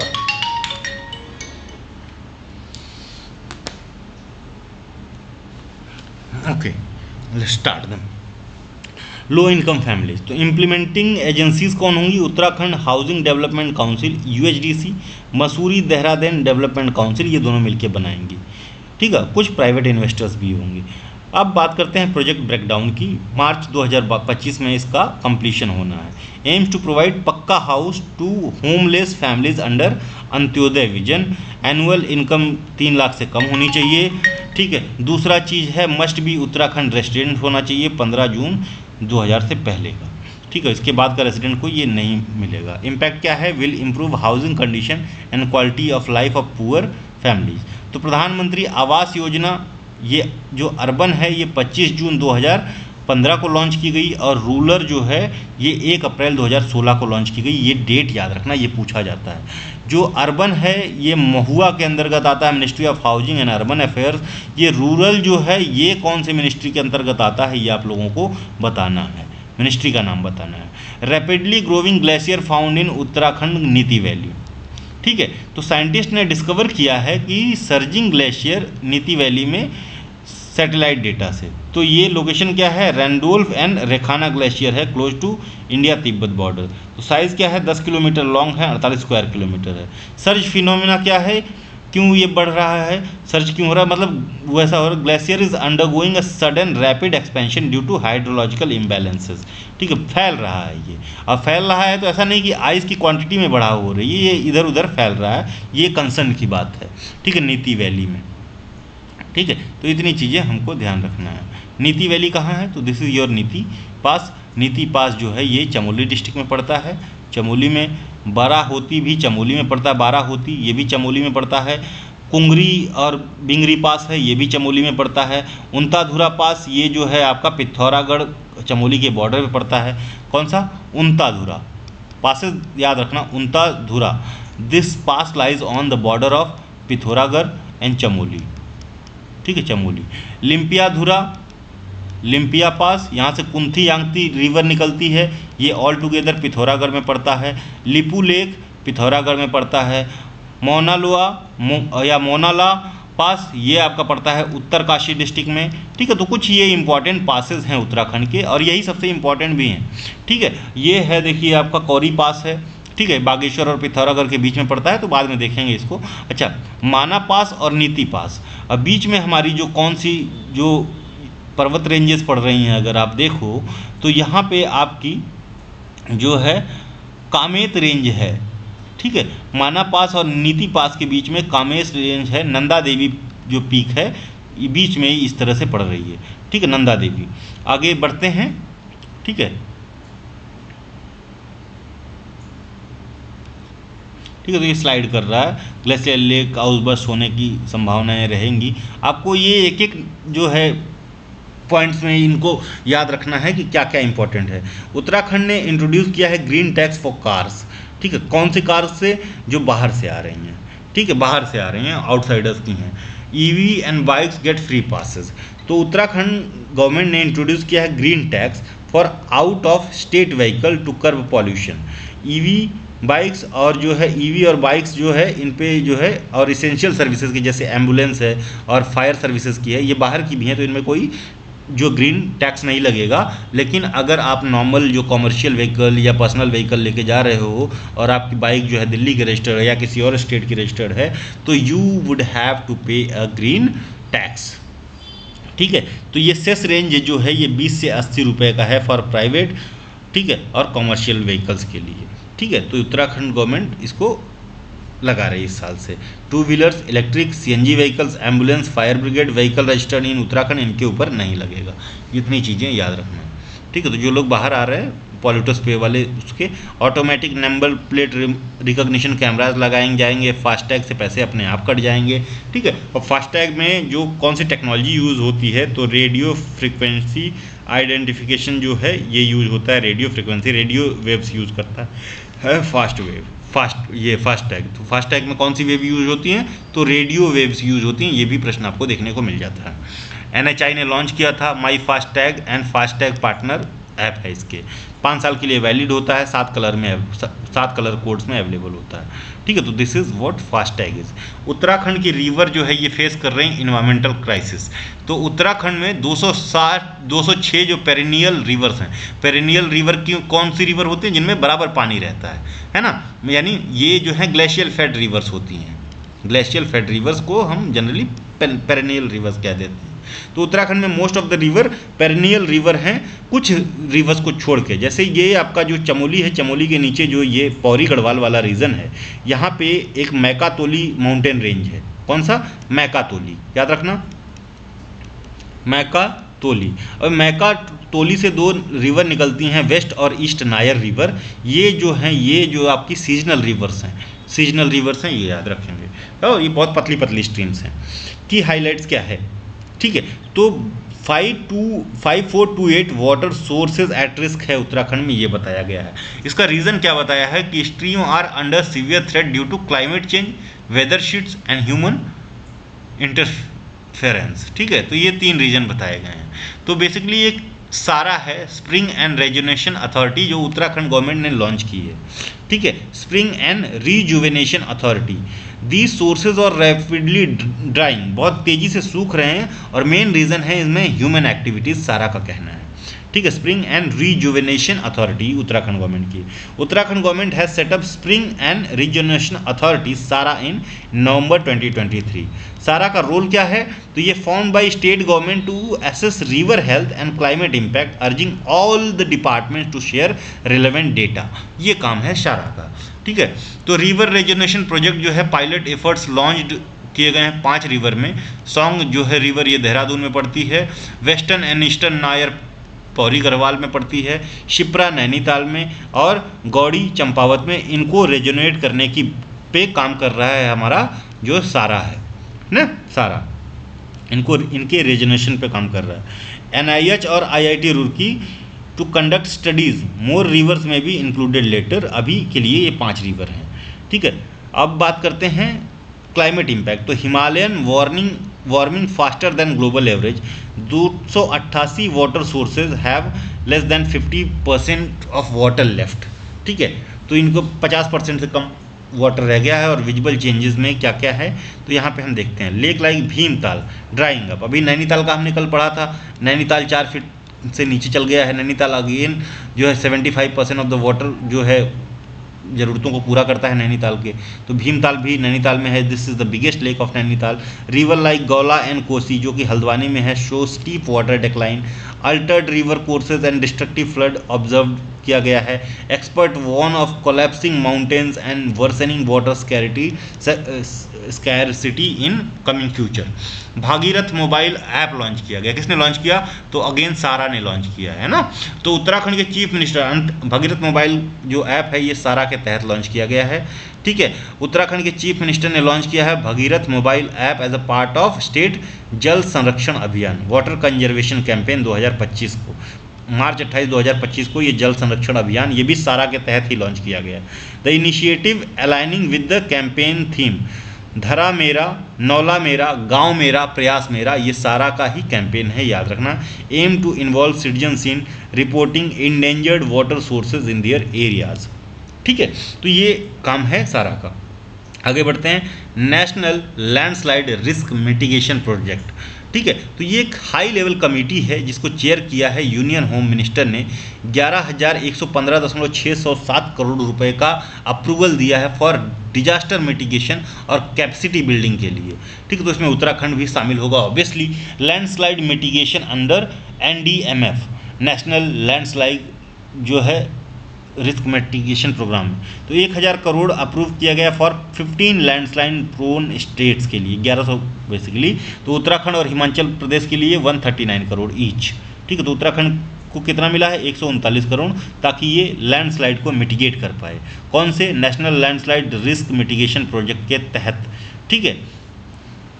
ओके, अब हमको ये नहीं देखना है, इतना ही देखना है, ठीक है। तो सबसे ज़्यादा एक बार देख लो तो नॉर्थ ईस्ट में तो बहुत से स्टेट हैं, तो हम कह सकते हैं कि उत्तराखंड और हिमाचल को सबसे ज़्यादा मिला है लैंडस्लाइड मिटिगेशन के लिए, ठीक है। ट्रेनिंग एंड कैपेसिटी बिल्डिंग के लिए 115.607 करोड़ एलोकेट किए गए हैं for civil defence volunteers in all state and UT under national disaster relief force, ठीक है। तो ये बेसिकली मेंस में ज़्यादा काम आएगा हमारे। अभी तो हो सकता है एक आध स्टेटमेंट बेस आ जाए, लेकिन ज़्यादा हेल्पफुल हमारे लिए मेंस में होगा, ठीक है। Other recent approval by the committee, तो urban flood risk mitigation project ये 3,075 करोड़ का है 7 सिटीज़ के लिए। Glacial lake outburst flood project 150 crore का है 4 स्टेट्स के लिए। NDRF क्या है? तो NDRF के बारे में ज़रूर जानिए। नेशनल डिजास्टर रिस्पांस फंड जो है ये earlier called NCCF, renamed disaster management act जब 2005 में आया तब इसको NDRF कर दिया गया। Managed by central government to handle emergency relief and rehabilitation, supplement करता है स्टेट जो है डिजास्टर रिलीफ फंड को ड्यूरिंग फोर्स, सर ये फंड लिखा हुआ है, ये फोर्स है, ठीक है। फोर्स को during disasters when the state funds are inadequate, तो फंड का भी नाम और फोर्स का भी नाम सेम ही है, डोंट गेट कंफ्यूज, ठीक है। इसी के साथ ये कब आया है? 2005 में आया है, ये एक चीज़ याद रखना बस, NDRF है ना फंड जो है। तो what is glacial lake outburst? तो ये एक कैटास्ट्रॉफिक फ्लड होता है, भीषण फ्लड है जो होता है कैसे? जो बस्ट होता है of glacial lake dam, often due to melting of glacier या हैवी रेनफॉल के लिए। सबसे बढ़िया एग्जांपल आपके लिए 2013 का चोराबारी लेक आउटबस्ट केस है, ठीक है। एग्जांपल चमोली फ्लड उत्तराखंड में, ठीक है, 2021 में सस्पेक्टेड टू GLOF ट्रिगर्ड, ठीक है, 2021 में आया था, ठीक है, चमोली में। उससे पहले 2013 में था, ठीक है, वो भी चमोली रुद्रप्रयाग में था। तो ये सारी चीज़ें हमने देखी हुई हैं। तो अब जो है हम थोड़ी सी बात कर लेंगे, और ये आखिरी टॉपिक आज देख रहे हैं, कल से एक पार्ट में और बना दूंगा, छोटा सा ही है। Uttarakhand to draft SOP, standard operating procedure for Himalayan grassland conservation, ठीक है। तो उत्तराखंड एक स्पेशल प्रपोजल बना रहा है जो हिमालय के ग्रासलैंड है, घास के मैदान हैं, उनको कंजर्व करने के लिए। कौन कर रहा है? तो उत्तराखंड का फॉरेस्ट डिपार्टमेंट ये स्टैंडर्ड ऑपरेटिंग प्रोसीजर तैयार कर रहा है to conserve upper Himalayan grassland to tackle rising landslides. तो अगर घास होगी तो मिट्टी सरकेगी नहीं ना, तो इसलिए ये ग्रासलैंड को मेंटेन करना बहुत ज़्यादा ज़रूरी है, और लैंड सब्सटेंस, ठीक है, इनको रोका जा सकता है इन ग्रासलैंड को बचा के। की हाईलाइट्स क्या हैं? तो रीज़न फॉर SOP तो वही है लैंडस्लाइड और जो लैंड सब्सटेंस है, to address ecological degradation caused by both natural और ह्यूमन एक्टिविटीज़। आगे बढ़ते हैं, फोकस एरिया क्या है? तो सबसे ज़्यादा जो decision announce for after inspection of Dayara Bugyal. अब ये जो दयारा मेडो है, घास का मैदान है, ये कहाँ पड़ता है? तो ये उत्तरकाशी में पड़ता है हर्षिल के पास में, है ना। और ये बहुत बड़ा बुग्याल है, बहुत सीनिक ब्यूटी वाला बुग्याल है। A sensitive ecological zone where restoration has shown success, तो यहाँ पे सक्सेस दिखा चुका है और आगे जो है और भी बुग्याल्स में इसको इम्प्लीमेंट करने की बात की जा रही है। तो अभी तक जो है अंडर बुग्याल कंजर्वेशन स्कीम 83 जो है hectare in 22 grassland have been restored. ठीक है, नेक्स्ट स्टेप क्या होगा, तो नेक्स्ट स्टेप में जो है हमको बस ये इतना देखना है कि बुग्याल्स का नाम याद रह जाए और प्रोजेक्ट क्या है वो याद रह जाए। तो जो स्टैंडर्ड ऑपरेटिंग प्रोसीजर है will aim to reduce biological pressure in all बुग्याल्स, जो कि अल्पाइन मेडोज हैं, अल्पाइन ग्रासलैंड्स हैं ऑफ उत्तराखंड। ठीक है, landslide treatment work to begin at Goi and below Dayara. ठीक है, तो गोई जो है दयारा बुग्याल के नीचे पड़ता है। Snow leopard conservation centre, location ये लंका नियर गंगोत्री है। ठीक है, status foundation ready, full construction to be completed within 1 year. Aim क्या है, to boost eco tourism by showcasing Himalayan biodiversity. इसी के साथ में गंगोत्री नेशनल पार्क में जो प्रोसेस है recognise as trans Himalayan national park in a decade, snow leopard presence confirm by wild life institute of India, जो कि देहरादून में है। तो आपको स्नो लेपर्ड पूछेगा कहाँ मिलेगा, तो गंगोत्री नेशनल पार्क में। ठीक है, गोविंद वल्लभ जो गोविंद पशु विहार नेशनल पार्क है वहाँ पे भी। Tourism increase specially in Nelang valley safari zone. ठीक है, आफ्टर दीज तो अब हमको ये देखना है कि बुग्याल्स होते क्या हैं। तो ये हाई एल्टीट्यूड एल्पाइन मेडोज़ हैं, 3300 से 4000 मीटर की हाइट पे उत्तराखंड में ये मिलते हैं, घास के मैदान। इनको नेचर का खुद का गार्डन कहा जाता है, nature's own garden, due to lush grass and seasonal flowers. Terrain is flat, जैसे कि मैदान होता है उस तरह से। ठीक है, ये बहुत अच्छे पोलो के मैदान हो सकते हैं। Sloped, snow covered in winters and vibrant in summer, used by tribal herders for cattle grazing. ठीक है, cattle grazing. They are part of fragile ecosystem requiring careful conservation. Famous bugyal हमको याद रखने हैं उत्तराखंड के, सबसे ज़्यादा जो हैं 6-7 हैं। तो चमोली में हमको पता है कि औली में जो है आइस स्केटिंग बहुत फेमस है। बगजी, बेदनी। ठीक है, तो अली बेदनी बुग्याल कंप्लीट नाम है, अली बेदनी बुग्याल। ये उत्तराखंड का लार्जेस्ट बुग्याल है। ठीक है, याद रखना। गौरसोन, मध्यमेश्वर, नवली और पानर बुग्याल आपके चमोली में। सब याद करना है, नहीं याद करना है सारा, तो आप याद करो अली बेदनी बुग्याल चमोली में। ठीक है, उत्तरकाशी में हमको दयारा याद रखना है। ठीक है, और हर की दून बुग्याल याद रखना है और पुश्तारा याद रखना है। 3 बुग्याल्स का नाम आप उत्तरकाशी में याद रखो। तेहरी गढ़वाल में आपको जो है नाग तिब्बा याद रखो। ये जौनसार जो रेंज है, जौनसार रेंज है, जौनपुर रेंज है, इसका पार्ट है। ठीक है, जौनपुर रेंज में पड़ता है। रुद्रप्रयाग में हमको याद रखना है चोपता, पिथौरागढ़ में खलिया, देहरादून में मोलिया। ठीक है, ये चक्राता के आसपास पड़ता है, देहरादून में मोलिया बुग्याल।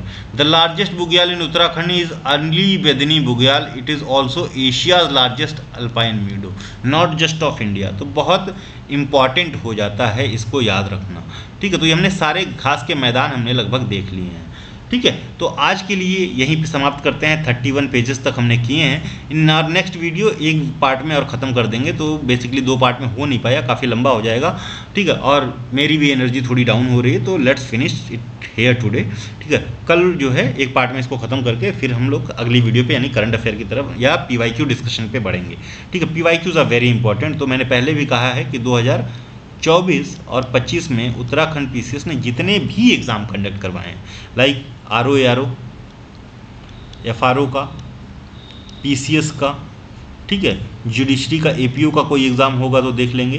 जो स्टैंडर्ड एग्ज़ाम्स हैं 4-5 एक साल में होते हैं, तो लगभग 8 के आसपास एग्ज़ाम के पेपर हम लोग डिस्कस करेंगे। अच्छा, इसमें एक चीज़ मैं आपको बता दूं, इसमें जो CSAT डिस्कशन शामिल नहीं होगा, क्योंकि अभी टाइम का कंस्ट्रेंट है। और मेरे हिसाब से उत्तराखंड का CSAT जो है ये ईजी टू मॉडरेट होता है और ईजिली टैकल किया जा सकता है। इट इज़ नॉट लाइक कि UPSC के CSAT की तरह होता है, तो will not turn towards that line. ठीक है, चलिए यहीं पे स्टॉप करते हैं। थैंक यू, धन्यवाद। एंड जिन लोगों को भी PDF बैच चाहिए तो प्लीज़ सब्सक्राइब कर लीजिए जल्दी से। ठीक है, क्योंकि हमारे पास 15 दिन बचे हुए हैं। कम से कम आपको 6 से 7 दिन चाहिए, 2 बार रिवीजन हो जाए आपके उत्तराखंड स्पेशल PDF का, तब वो हेल्पफुल होगी। थैंक यू, धन्यवाद, थैंक्स फॉर वॉचिंग।